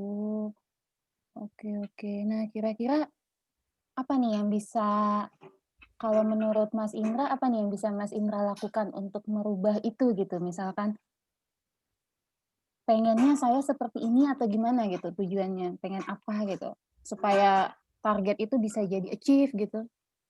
Ya, Bu Ayi, jadi kalau misalnya boleh sih, kan sekarang saya megang 5 project nih. Bisa nggak misalnya 2 project itu di-handle sama misalnya Mas Ari gitu kan. Terus terang saya juga kewalahan kalau handle 5 project gitu. Ini sih yang penting gitu. Supaya saya bisa fokus misalnya 3 project aja nih. Sehingga hasilnya maksimal. Kira-kira gitu Bu Ayi. Oke. Ada lagi nggak kira-kira Nah, mungkin terkait selain training Bu Ayi. terkait training ya? Ini iya kan, kita kan Mhm. dituntut target tinggi. Mhm. Di teman-teman itu ternyata banyak yang belum training nih. Menurut saya training nanti bagus nih buat teman-teman gitu kan, supaya bisa uh, berkembang dan bisa bantu saya nanti untuk nyampe target yang lebih baik di tahun depan misalnya. Oke. Jadi tadi itu ngebagi project ya, terus habis itu training, terus kira-kira apa lagi? Ada lagi nggak Mas Indra? Menurut Mas Indra? Saya kira itu sih karena terus terang tim saya overload dan ya memang kita kan dituntut target bisnis semakin tinggi, tapi secara skill saya masih rata-rata lah gitu. Nah, mungkin kalau dengan timnya lebih fokus, kemudian dari sisi tim skillnya lebih baik, saya yakin tim saya misalnya dengan 3 project itu kita bisa melebihi target yang ditetapkan. Gitu. Iya. Kira-kira kalau misalkan ini dilaksanakan gitu ya, itu butuh waktu berapa lama dari Mas Indra bisa mengimplementasikan ini jadi beres gitu? Nah, kalau dari saya, mungkin kalau training, biasanya kalau teman-teman ini selesai dalam waktu 3 bulan sih. Memang Oke. secara impact nggak akan langsung ya, tapi kalau kita misalnya investasi di tahun depan gitu kan, dalam arti training ini, menurut saya jangka panjangnya lebih bagus gitu, karena skill teman-teman akan meningkat dan teman-teman pede nih untuk target tahun depan. Misalnya di target lebih besar, teman-teman pasti lebih yakin daripada yang sekarang mereka nggak ada training nih. Mereka kayaknya masih 50-50 mau ngambil target ini atau enggak. Oke. Oke. Berarti mungkin kita bisa nyoba kayak gitu dulu ya? Iya, saya pun nanti juga harus training karena saya juga harus berkembang juga sih. Iya, benar. Oke. Berarti nanti kita akan nyoba seperti itu ya, Mas Indra ya? Siap. Kita coba lihat hasilnya nanti ya. Kurang lebih 3 bulan ya? Iya, Bu. Ya, oke. Makasih ya, Mas Indra ya. Oke, Sama-sama, Bu. 3 bulan kemudian. Oh, ini langsung lagi ya? Kita ngobrol lagi Iya, gitu ya ceritanya? iya, Oh. langsung ngobrol lagi. Dikit aja. Iya, halo. Pagi, Mas Indra. Pagi, Bu Ayi. Wah, Mas Indra udah 3 bulan nih ya? Iya, Bu Ayi. Iya, gimana Mas Indra untuk yang hasil yang kemarin dari pemaparan yang Mas Indra sampaikan, usulannya, impact-nya gimana nih menurut Mas Indra? Ya, pertama terima kasih ke Bu Ayi. Mungkin masih satu kerjaan yang di-handle sama Mas Ari ya. Tapi dengan 4 project itu ya kami masih bisa catch up lah gitu dengan standar target ya gitu kan. Sampai Iya. dari teman-teman juga udah pede gitu kan. Yang awalnya beginner gitu kan, beginner level, teman-teman sudah ada beberapa yang sudah training dan skillnya sudah nambah dan itu membantu banget gitu untuk target saat ini. Pencapaian ya. Jadi ngebuat semuanya jadi bisa berjalan ya Pak ya? Iya Bu Ayu, saya makasih banget nih dukungannya dari Bu Ayu nih. Teman-teman bisa training, terus dari pekerjaan juga saya lebih fokus gitu dengan bisa di-share ke tim yang lain. Gitu, Bu Ayu. Oke Pak, jadi bisa memberikan impact ke tim Bapak juga jadi lebih bagus ya? Benar. Jadi untuk tahun ini kayaknya lebih yakin lah bisa targetnya tercapai dan bisa melebihi target. Oke, very good, excellent. Terima kasih Mbak Ai, Mas Indra, itu benar-benar excellent. Jadi saya rasa you ticks all the boxes gitu ya. Jadi mulai dari pertanyaan tadi pertama, nanya kabar gitu ya, itu coaching dual person gitu. Kemudian Mbak Ai melakukan banyak banget pertanyaan what else ya, kira-kira apa lagi gitu ya, dalam menggali masalah gitu ya. Pertama dengan adanya banyak job, tidak fokus, terus juga target bisnisnya naik, orang tidak nambah, itu bagus banget contoh kita coba ngedrill down ya gitu. Kemudian tadi ada beberapa di bagian option, itu ada beberapa delegasi ke orang lain gitu ya. Kemudian Mbak Ai lagi-lagi bertanya, ada lagi nggak? Sampai 2 kali tanya ya. Jadi ditanya berikutnya ternyata keluar opsinya adalah training juga gitu ya. Dan ditanya pertanyaan ketiga sudah mentok. Mas Indra udah bilang itu aja. Nah itu adalah saatnya Mbak Ai berhenti dan itu bagus banget ya. Mbak Ai nggak tetap pusing ya gitu ya. Nge-push Mas Indra untuk jawab terus ya. Itu juga perlu ya Mbak Ai. Kapan tahu kita harus stop gitu ya. Which is bagus banget.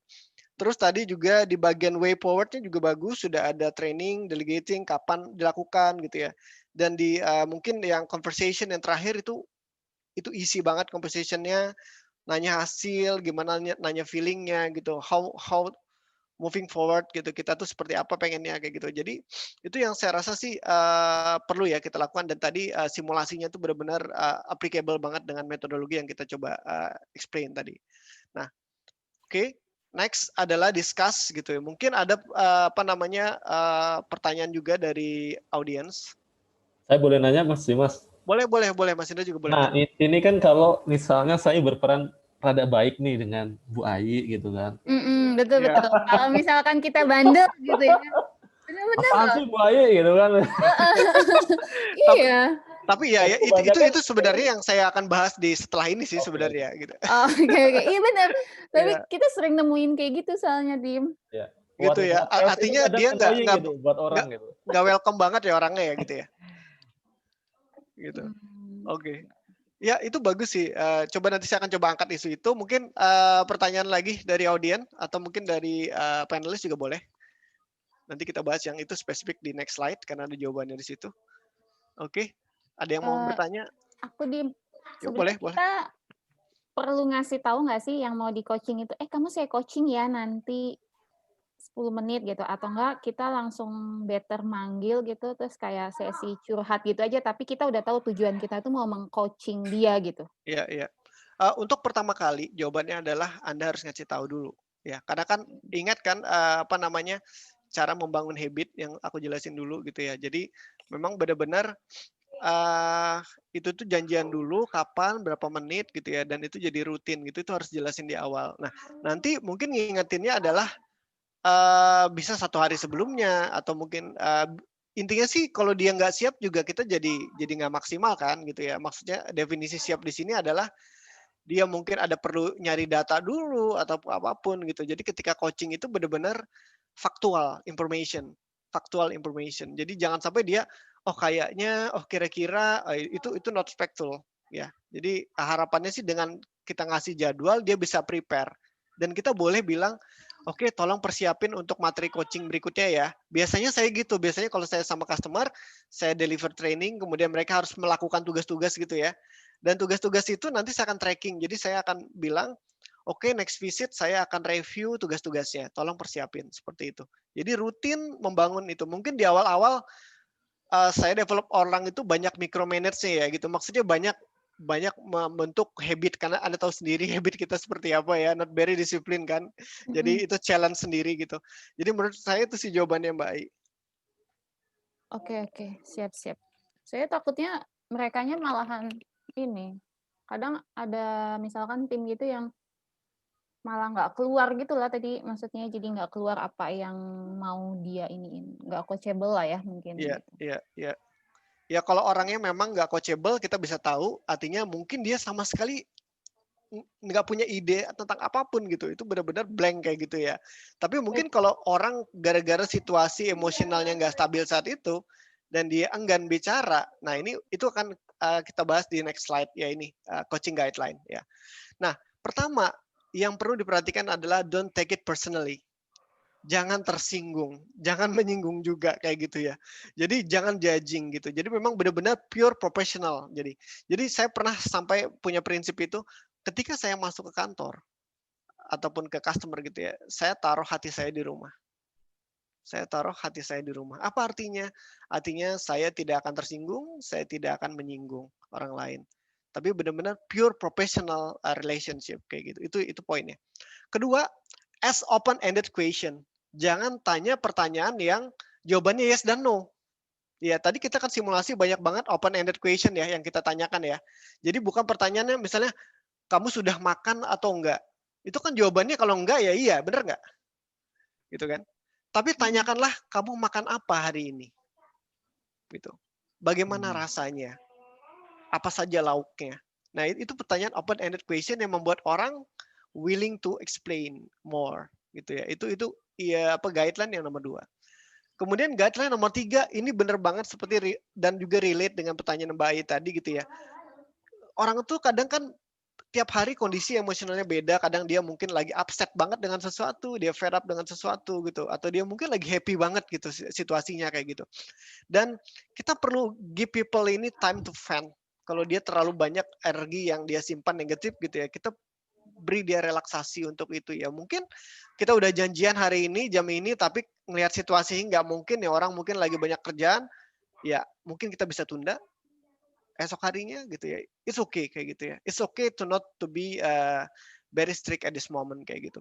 Jadi give people more time to vent negative energy, to vent the steam gitu ya, heat yang dia miliki gitu. Itu akan jadi benefit banget sih antar kedua belah pihak. Keempat, acknowledge but don't commiserate. Maksudnya apa? Oke, ketika si people ini mencurahkan keluh kesahnya ya. Ya di situ kita terima. Tapi jangan sampai juga kita merasa kasihan dengan dia. Ya. Akhirnya kita memihak. Nah, ini yang saya ingin cegah gitu. Artinya kalau kita memihak, baik memihak dia atau memihak masalahnya gitu ya, disitulah kita menjadi tidak profesional lagi sebagai coacher kayak gitu. Nah, jadi memang kita tetap harus acknowledge, kemudian don't commiserate, jangan merasa kasihan apa. Jadi Anda tetap fokus kepada what the problem, what is the solution kayak gitu. Dan nomor 5 ini penting juga kaitannya sama nomor 3. Kalau pertama di sesi-sesi coaching Anda melihat dia begini gitu ya, tangannya begini, atau mungkin dia tidak mau memandang mata Anda langsung, tidak ada direct contact gitu ya di mata, ya itu berarti dia nggak siap di coaching gitu ya. Dia tidak siap di coaching, dia merasa defensif banget di situ gitu. Dan ketika seorang defensif, minimal conversation. Artinya apa? Dia nggak akan banyak ngomong. Ketika coaching itu tidak banyak ngomong, Anda nggak akan bisa dapat banyak manfaat dari coaching session kayak gitu. Mungkin gitu sih dari saya. Ada yang ingin ditanyakan? Saya mau nanya, Mas Dimas. Boleh, boleh. Nah, kalau yang mengcoaching ini nggak banyak ngomong, kira-kira gimana ya? Oh, justru orangnya yang mau coaching tidak banyak ngomong gitu ya? Iya, gimana ya kalau masukan dari Mas Dimas? Ini berarti atasannya ya? Misalnya sampean, berarti atasan sampean yang tidak bertanya ya? Atau saya mungkin kadang kan ngomongnya apa ya, minim gitu loh untuk ngomong gitu misalnya ke itu kira-kira masih relevan atau gimana itu? Mungkin kalau Mbak Ai kayaknya udah oke ya benar sih ya. Ada kalanya orang itu dia suka ngomong dan dia suka maksudnya challenge people gitu ya. Gimana sih cara numbuhin habit untuk challenge ya? Mungkin Anda punya tulisan, Anda punya list pertanyaan ya yang akan coba ditanyakan ketika mungkin kita perlu pembiasan kan mengeluarkan pertanyaan ini kan ya menggunakan grow modelnya. Jadi nggak apa-apa Anda punya sebuah catatan atau mungkin sebuah buku yang memang sudah di print ada kotak-kotaknya di situ gitu loh. Jadi for example ada kotak misalnya kalau saya boleh gambar di layar. Jadi mungkin Anda punya sebuah form gitu ya. Di form Anda tuh Anda bagi jadi 3 gitu ya. Mungkin ini adalah form pertama tentang vision, conversation, baru implementation, baru nanti next weekend bagian review atau reflection gitu ya. Boleh Anda punya semacam buku ini kalau memang, dan di sini sudah ada pertanyaannya, list pertanyaan. Jadi ini jadi guidance pertanyaan sampean gitu, karena bisa jadi ketika conversation itu kita getting lost gitu ya. Karena kita belum biasa coaching, kita perlu guidance. Itu safe to say, nggak apa-apa gitu pakai guidance dari dari template yang mungkin yang kemarin saya sharing kayak gitu, Pak. Gitu sih jawabannya. Thank you. Ya, ada lagi? Sebelum saya next. Iya, di beberapa, mungkin di tempat saya juga pernah mengalami ya tentang yang atasan kita yang seharusnya coach dengan rule-rule yang ada di paparan hari ini, ya mungkin nggak semuanya, tapi dia sama sekali nggak ada panduan gitu loh untuk mengcoach orang. Ya karena di beberapa perusahaan, apalagi tempat saya ada beberapa yang mungkin atasan ini ada karena sebagai penghargaan usia saja sih sebenarnya kayak gitu-gitu. Oke. Dan yang kita cenderung bukan dari atasan ya, dari mungkin yang atasan bukan atasan langsung kita bisa cari apa yang namanya panduan-panduan dan sebagainya. Mungkin itu sih beberapa, memang pengalaman dari beberapa kali saya menemui atasan, ada beberapa yang seperti itu. Oke. Ya, mungkin jawabannya adalah gini, memang ini terkaitan dengan leadership promotion ya gitu. Jadi pengalaman saya di perusahaan sebelumnya adalah ketika seseorang ingin duduk di sebuah posisi, itu memang harus melalui assessment. Jadi ada beberapa mungkin 9 kompetensi mungkin yang harus dia miliki gitu ya, seperti itu. Dan tentunya tidak semua orang siap, ticks all the boxes gitu ya. Mungkin dia punya memenuhi 80%, 70%, which is not very ideal, tapi oke, dia harus maju karena tuntutan bisnis begitu ya. Nah, dan itu pasti ada gap kan, ada gap. Dan biasa dari SR itu akan trying to closing that gaps gitu loh. Nah ini memang nggak bisa dari kita sendiri ya, memang maturity dari organisasi yang harusnya bergerak untuk itu gitu. Dan kalau memang Anda ketemu masalah kayak gini, ya lebih banyak Anda akan lebih proaktif gitu loh, untuk feeding ke bos gitu ya. Lebih proaktif untuk ide saya. Jadi Anda yang tahu gitu ya, harusnya coaching yang benar begini. Tapi Anda mancing gitu loh, ide-ide yang Anda ingin persuasif tadi sih, lebih ke arah direktif gitu ya. Jadi memang kadang ada bos yang seperti ini. Saya malah sempat ya suatu saat di perusahaan saya sebelumnya itu yang higher level tuh malah tanya, oke, di next levelnya harus ngapain nih kita gitu. Sampai nanya kayak gitu. Kayaknya shocking banget gitu ya. Bukan berarti dia nggak tahu, bukan berarti dia nggak paham harus ngapain, tapi dia pengen tahu dari saya gitu ya. Apa sih yang harus kita lakukan gitu. Jadi dia kayak gathering information kayak gitu. Which is safe to say itu oke, bisa dilakukan kayak gitu ya. Nah, saran saya sih gitu Mas Ari. Jadi memang itu sesuatu yang Anda nggak bisa kontrol ya, for sure seperti itu. Kemudian yang Anda bisa lakukan adalah tadi mungkin mentorship dengan atasannya lagi gitu ya. Jadi kayak punya mentor gitu ya untuk di perusahaan itu. Jadi nggak harus selalu bos kita, atau bisa juga college yang senior kayak gitu, boleh juga demikian gitu. Dan memang ketika meeting review harus disampaikan juga ide-ide perbaikannya gitu ya. Dan memang leader tuh ya harus open sih. Jadi tadi ingat kan perkataan saya di awal tadi, ketika leader itu nggak punya coaching skill, maka itu sangat-sangat berat buat organisasinya kayak gitu, untuk moving forward kayak gitu. Jadi itu salah satu skill set yang sangat penting untuk seorang leader ya. Dan dari diskusi kita kali ini sih, aku rasa kita menunjukkan banyak hal yang positif gitu ya yang harusnya kita lakukan, which is the very excellent example from us. Oke. Ada pertanyaan lagi sebelum saya tutup sesinya? Saya mau tanya Mas Dimas. Boleh? Tadi pertanyaan Mas Indra itu gimana ya? Yang di coaching tadi kalau misalkan rada bandel gitu jawabannya. Oke. Tadi sepertinya saya udah bahas ya, ada bandel ini kan memang kita perlu tahu dia bandelnya kenapa gitu ya. Apakah memang dia orang coachable atau enggak. Jadi apa yang mendrive dia? For example gini, si orang yang bandel ini dia takut sama apa sih gitu? Apa yang dia takutkan? Kita harus tahu dulu kartu asnya kan kayak gitu untuk managing people kayak gitu ya. Nah, artinya tahu dulu juga ya Dim tentang karakter. Betul. Semakin Anda paham karakter, misalnya nih, oh si orang ini sebenarnya suka dengan awarding, suka dengan appreciation in public gitu ya. Dia suka dipuji depan orang. Kayak gitu ya.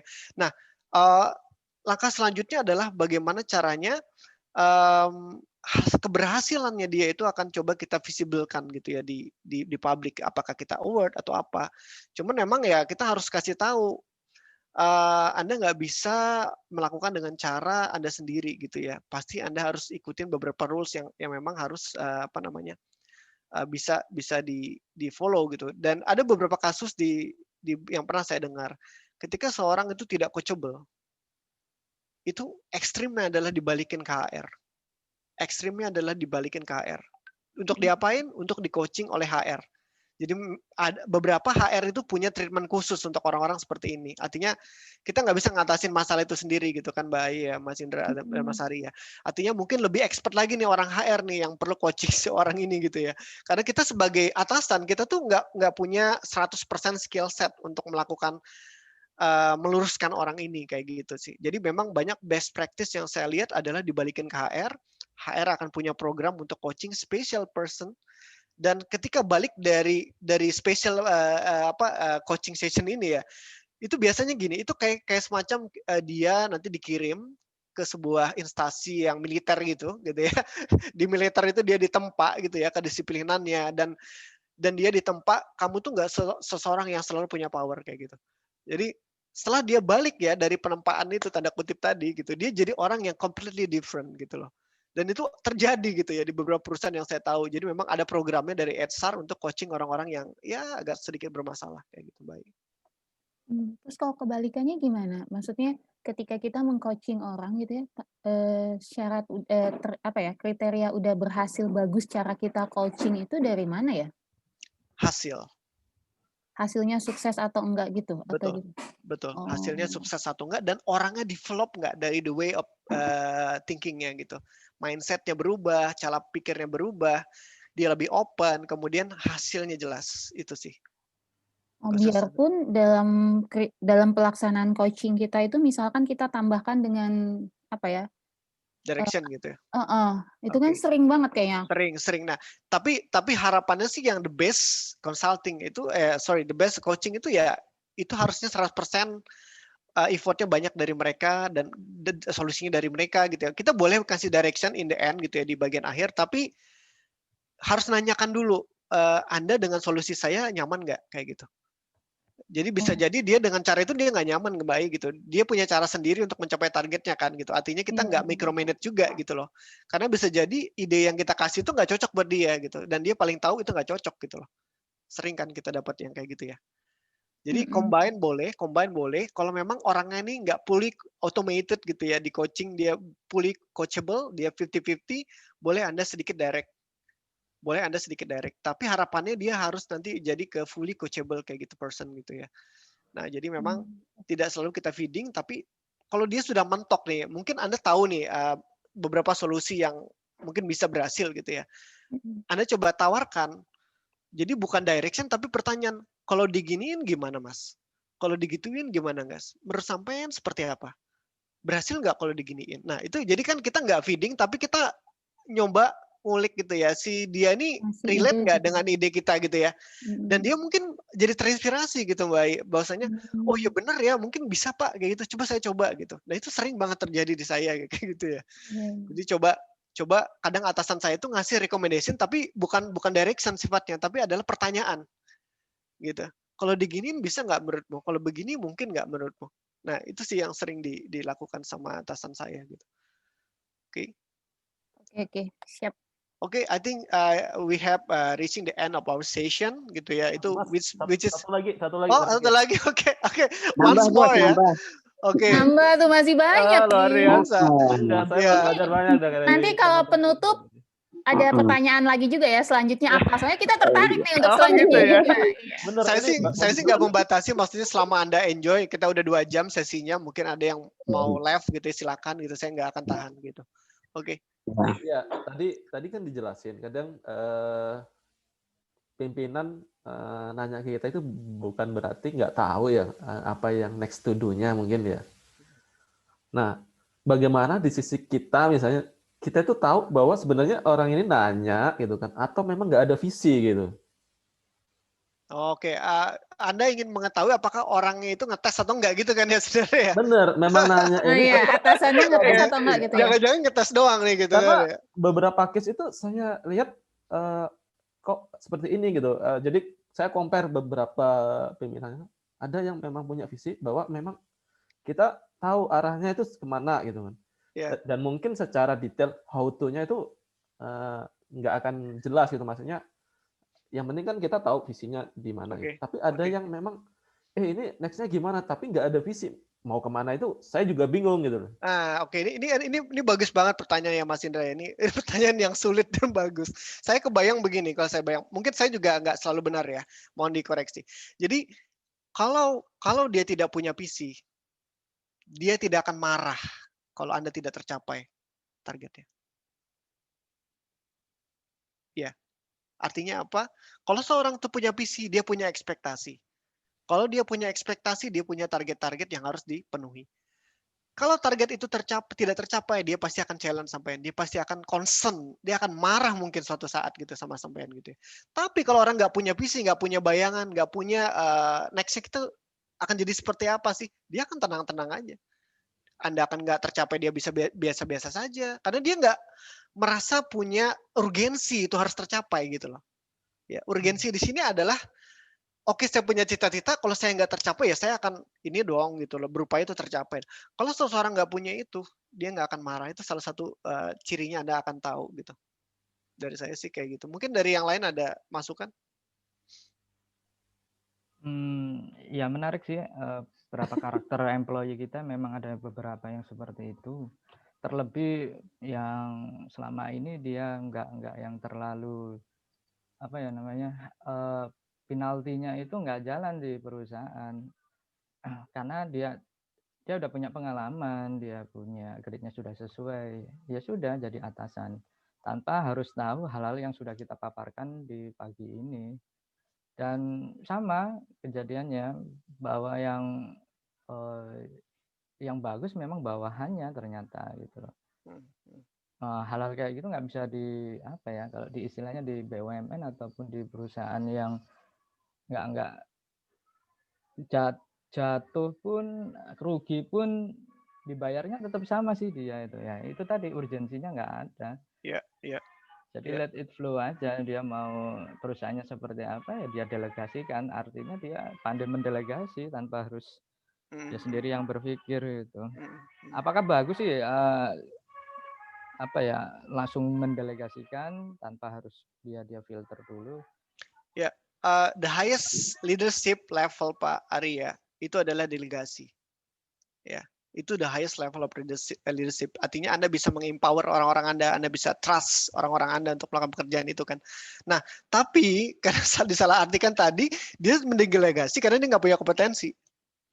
Which is very different things kan gitu ya. Nah, again saya bilang tadi mungkin Anda nggak punya influence, tapi yang bisa Anda lakukan adalah membuat urgensi tadi gitu. Nah, sekarang pertanyaannya gimana sih cara bikin urgensi? Itu ada beberapa cara yang bisa saya lakukan. Pertama, saya ambil data dulu, ya. Kemudian dari data itu saya tunjukkan current situation-nya seperti ini, gitu ya. Kemudian saya tunjukkan target kita seperti ini dan apa yang terjadi kalau kita tidak melakukan apa-apa. Saya simulasikan sampai akhir tahun misalnya kayak gitu. Kita nggak bisa nge-closing sales misalnya, atau mungkin trendingnya deep gitu ya. Nah, harusnya di sini kalau dia memang concern gitu ya atasan dengan finansial misalnya konteks ini ya, dia akan oh iya ya, bahaya nih kalau ini kita biarin. Urgensi itu muncul kalau kita visibelkan gitu loh, kita simulasikan situasinya. Tapi kalau ketika orang itu tidak muncul urgensi dan dia mungkin targetnya terlalu aman gitu buat dia. Let's say gitu, target produksi 1000. Ya, kapasitasnya dia tuh 1500. Tapi dia naruh target di 1000. Nah, ini kan ada gap 500, dia tenang aja dong. Ada breakdown banyak atau mungkin ada downtime banyak gitu ya. Tapi kalau targetnya adalah 14.500, which is gap safety-nya sangat sedikit, itu yakin pasti concern banget orangnya, yakin saya. Karena dia capacity-nya dekat banget dengan targetnya dia. Jadi create sense of urgency itu bisa dengan cara visualisasi itu pertama, kedua dengan men-challenge to the limits gitu ya, sampai ke limits. Nah, ketika kondisinya itu sangat-sangat strict banget gitu ya. Disitulah orang akan nanti muncul ya rasa ingin tahunya, rasa ownership-nya dia. Dan ujung-ujungnya apa?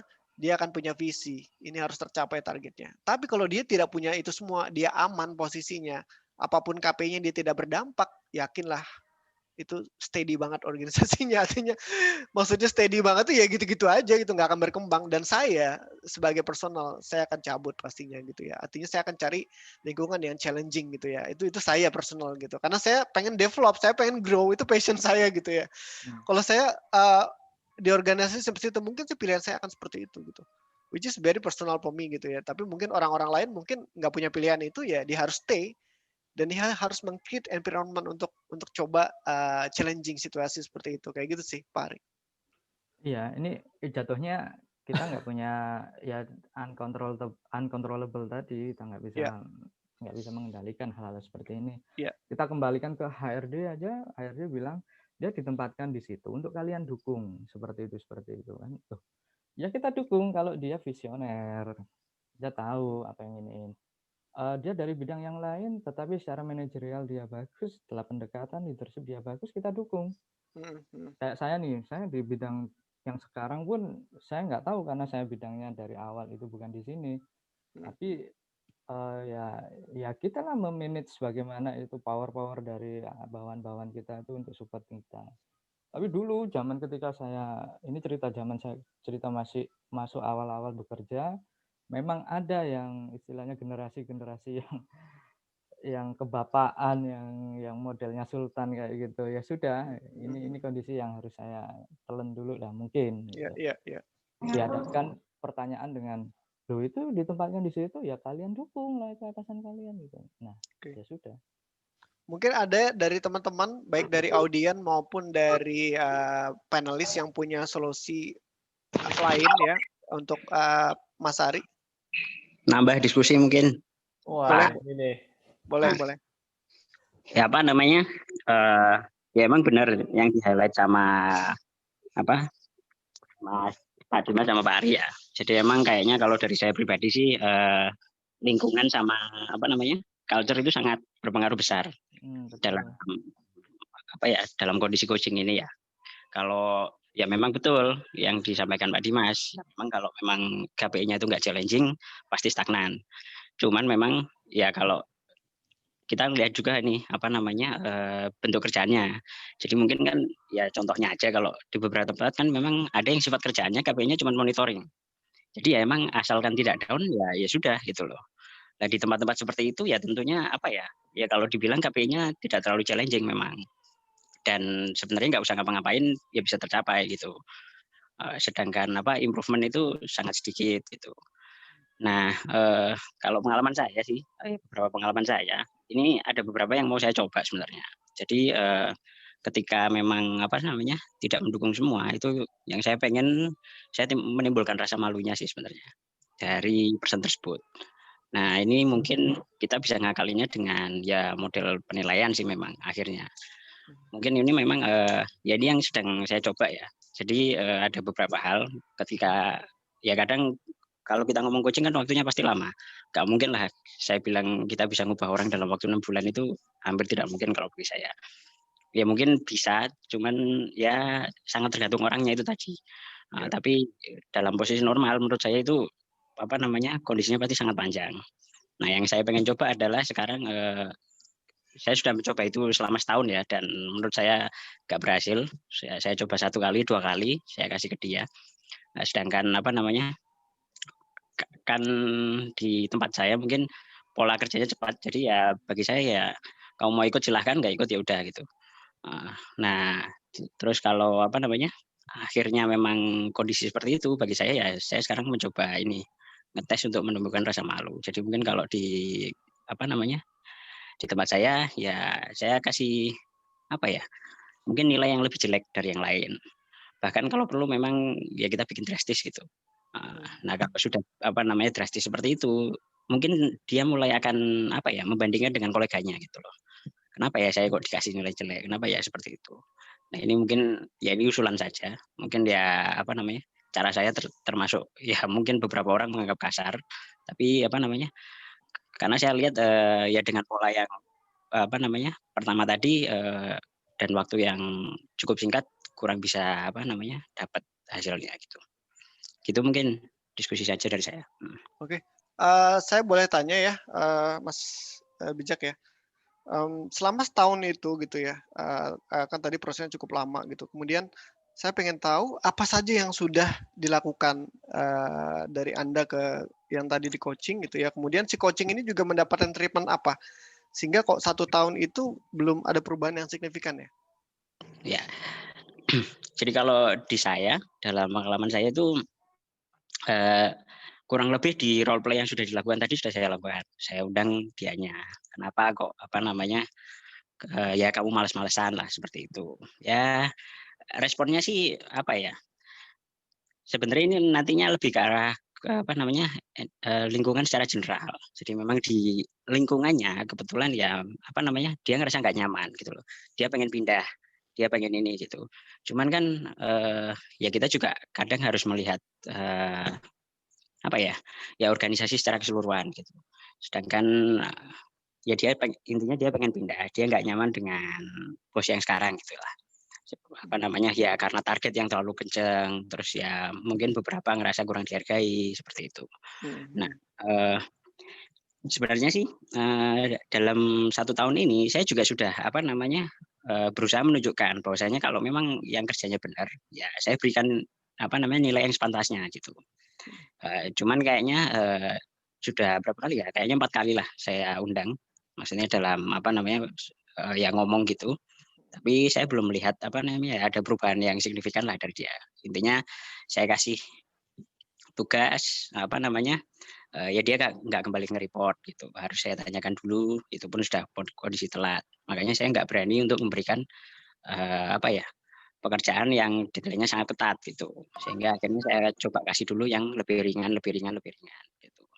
Tapi ya saya belum melihat adanya perubahan yang signifikan. Tapi ya mungkin benar yang disampaikan dari Mas Dimas tadi ya. Bahwasanya kan mungkin skill set saya juga tidak penuh ya. Saya juga mungkin kurang sabaran atau seperti apa itu ya saya anggap wajar lah. Ya bukan wajar ya. Mungkin saya juga perlu improve. Nah, di situ yang ya dari hasil tersebut saya ngerasa memang masih kurang gitu. Ya. Oke, ini menarik banget ya kasusnya karena memang ini kaitannya juga topik lain, how to motivate person kan, seperti itu kan. Jadi memang mungkin kita akan bikin diskusi lagi yang lebih detail tentang motivasi ya. Dan memang kalau mungkin saya pernah tahu tuh di Amerika itu mereka kalau ada employee yang tidak perform, itu mereka akan ditempatkan di probation. Paham ya? Walaupun dia permanen. Jadi ditempatkan probation 3 bulan. Kalau kamu nggak perform, selesai. Ya itu memang culture-nya barat banget ya, seperti itu gitu. Artinya mungkin kalau di kita itu juga nggak umum gitu ya, dan itu sangat-sangat strict banget juga gitu ya. Dan memang idenya tadi ya mungkin pakai reward and punishment itu penting, tapi lebih penting lagi adalah mencari tahu why kenapa dia begini gitu, dan berpikir solusinya seperti apa. Kalaupun mentok tadi mungkin nggak bisa pindah, mungkin karena kebutuhan bisnis nggak bisa, ya sulit. Karena itu saya pernah juga ngalamin antara situasi sayanya nggak nyaman atau bos saya yang nggak nyaman, antara dua aja gitu ya. Dan biasanya itu salah satunya akan resign kayak gitu kalau dia merasa nggak nyaman gitu. Nah memang ini bagus banget topiknya, saya rasa mungkin bisa menjawab juga pertanyaan dari Mas Ari tadi ya, dari Mas Bijak ya. Makasih banyak Mas Bijak. Oke, gimana, mau lanjut atau satu pertanyaan lagi terakhir? Saya mungkin terakhir ya, boleh nggak? Nanya terus sih. Ketahuan yang belum belajar nih. Gimana? Iya, mungkin saya pengen pendapat aja sih dari Mas Dimas dan rekan-rekan. Sebenarnya ada nggak ya coaching tapi mungkin ada agenda terselubung gitu, barangkali untuk politik di organisasi gitu. Jadi kayak memang mengarahkan ya tadi kayak delegasi atau ya coaching oke gitu, tapi lebih ke arah supaya dia naik jabatan kayak gimana gitu. Jadi nggak pure untuk develop people gitu, Mas Dimas. Oke, sebelum saya jawab, ada yang ingin sharing? Mungkin lebih tepatnya dipanggil untuk dikondisikan gitu ya. Kayak tolong bantu saya gitu kan. Ya. Ini maksudnya atasan kita gitu ya? Iya, Untuk dia promosi. Ada lah. Ada kayak gitu. Nah, berarti Mbak Baik kayaknya bisa cerita lebih banyak nih. Banyak lah. Banyak gitu di tempatku. Iya. Ini emang selamatkan Bapak lah. Ini ya, kegiatan. mungkin pelajaran berharga yang bisa saya ambil dari politik office adalah do not pick a side. Do not pick a side. Artinya jangan pilih Anda dukung siapa ya.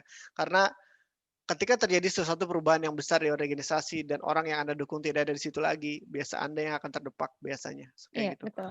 Nah, jadi be a professional. Mungkin Anda nggak akan bilang, saya nggak akan dukung Bapak, saya dukung semuanya, ya nggak gitu juga kan gitu ya. Maksudnya pada kapasitasnya kan kita pasti bisa behave ya gitu ya. Dengan kondisi ya, pokoknya saya akan selesaikan tugas saya Pak, kayak gitu. Adapun alasannya itu akan digiring ke arah mana ya, Anda akan usahakan posisikan saya nggak akan kaitan sama itulah intinya kayak gitu ya.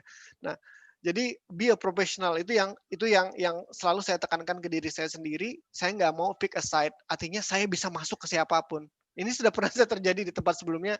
Saya bisa masuk ke manajer A, B, C, D. Saya bisa masuk ke departemen yang lain bahkan gitu ya. Bahkan saya itu lebih dikenal di luar departemen saya daripada departemen saya sendiri gitu ya. Maksudnya segala informasi yang berkaitan dengan pekerjaan. Bahkan gitu ya, ketika dulu di pengalaman sebelumnya saya resign gitu ya, yang lebih tahu pertama kali adalah luar departemen sendiri daripada departemen saya sendiri gitu. Jadi insight-nya adalah be a professional, do not pick a side ya. Kalaupun Anda diarahkan atau coba ada musak terselubung gitu ya, ya kerjakan aja tugasnya sepantasnya sih menurut saya kayak gitu. Jadi tidak juga pick a side ya, tapi Anda benar-benar jadi profesional kayak gitu. Karena ketika jadi nggak ada istilah nanti saya karena saya hutang budi saya kamu, nanti kamu akan saya naikin juga deh. Itu nggak akan terjadi dengan mudah ya. Intinya jangan percaya janji-janji ya, seperti yang mungkin ya kita di negara kita ini kita terlalu banyak percaya dengan janji dan realisasinya nggak ada. Jangan termakan dengan itu. Jadi be a professional and do not pick a side. Itu sih dari saya. Mungkin ada yang lain? Mungkin nambahin kayaknya ini deh, apa namanya? Ya, saya setuju. Jadi memang don't pick a side. Cuman menurut saya itu nanti hanya sampai bertahan pada suatu titik. Mungkin ya saya nggak tahu ya kalau di swasta ya, tapi mungkin kalau menurut saya kalau di BUMN pada suatu titik tertentu nanti kita harus pick a side. Harus memilih ya, Mas harus Wijang, memilih ya, gitu ya. Pada titik tertentu ya, pada titik jenjang berkawan tertentu. dan melawan kita apa gitu ya. Iya, pada titik tertentu tentunya kalau kita maksudnya politik office-nya kuat banget ya, dan kita tuh ada dua kubu, kita harus dukung siapa ya. Itu tadi resikonya, Anda harus siap dengan resikonya sih gitu. Saya tidak bilang tidak 100% itu tidak baik gitu ya. Ya mungkin Anda bisa membayangkan kalau saya ikut bos ini kayaknya masa depan cerah deh gitu. Mungkin kayak gitu kali ya. Tapi bisa juga dengan kedekatan tertentu mungkin Anda akan dukung orang yang memang Anda believe gitu. Orang ini pantas untuk didukung, dan aku rasa moral kita sih yang akan di situ ya berperan. Ya, ini lebih ke arah how to manage relationship ke depan, how to manage networking gitu. Ya seperti itu, ada beberapa yang tadi dikatakan bijak, kita nggak akan bisa netral gitu lah. Dan selama ini ya kita memang tidak netral, kita disuguhkan makanan ya terserah sih makan apa saja. Tapi ketika kejadian ya kita makannya sih ini kan nggak mungkin nggak makan gitu. Tetap nggak bisa netral. Mungkin di beberapa titik atau beberapa level kita harus ya seperti itu, ada politik office yang mengharuskan atau membuat kita harus memilih. Dan dari pribadinya sendiri ya ini bagian dari manage relationship, managing networking mungkin seperti itu. Very good. I think ya itu benar juga gitu ya. Jadi kita bisa lihat situasinya dulu ya, seperti itu gitu. Jadi intinya adalah sebenarnya dari office politik adalah how we reach the goal kan. Ujung-ujungnya kan kembali ke company ya, kembali ke company target gitu dan company vision gitu. Jadi jangan sampai office politik itu justru tidak mencapai itu gitu. Menurut saya siapapun yang kita pilih gitu ya, itu should be contribute to the global kayak gitu. Baik pun orangnya dekat dengan Anda atau tidak dekat dengan Anda gitu. Jadi be a professional tuh di situ sih sebenarnya concernnya gitu. Ya, oke, good question ya. Oke, mungkin karena udah 2 jam lebih, ya ini sesinya bagus banget. Mungkin saya akan tutup sekarang ya. Mungkin ada pertanyaan kita bisa diskusi di luar. Overall, today we have a very good discussion, very interactive ya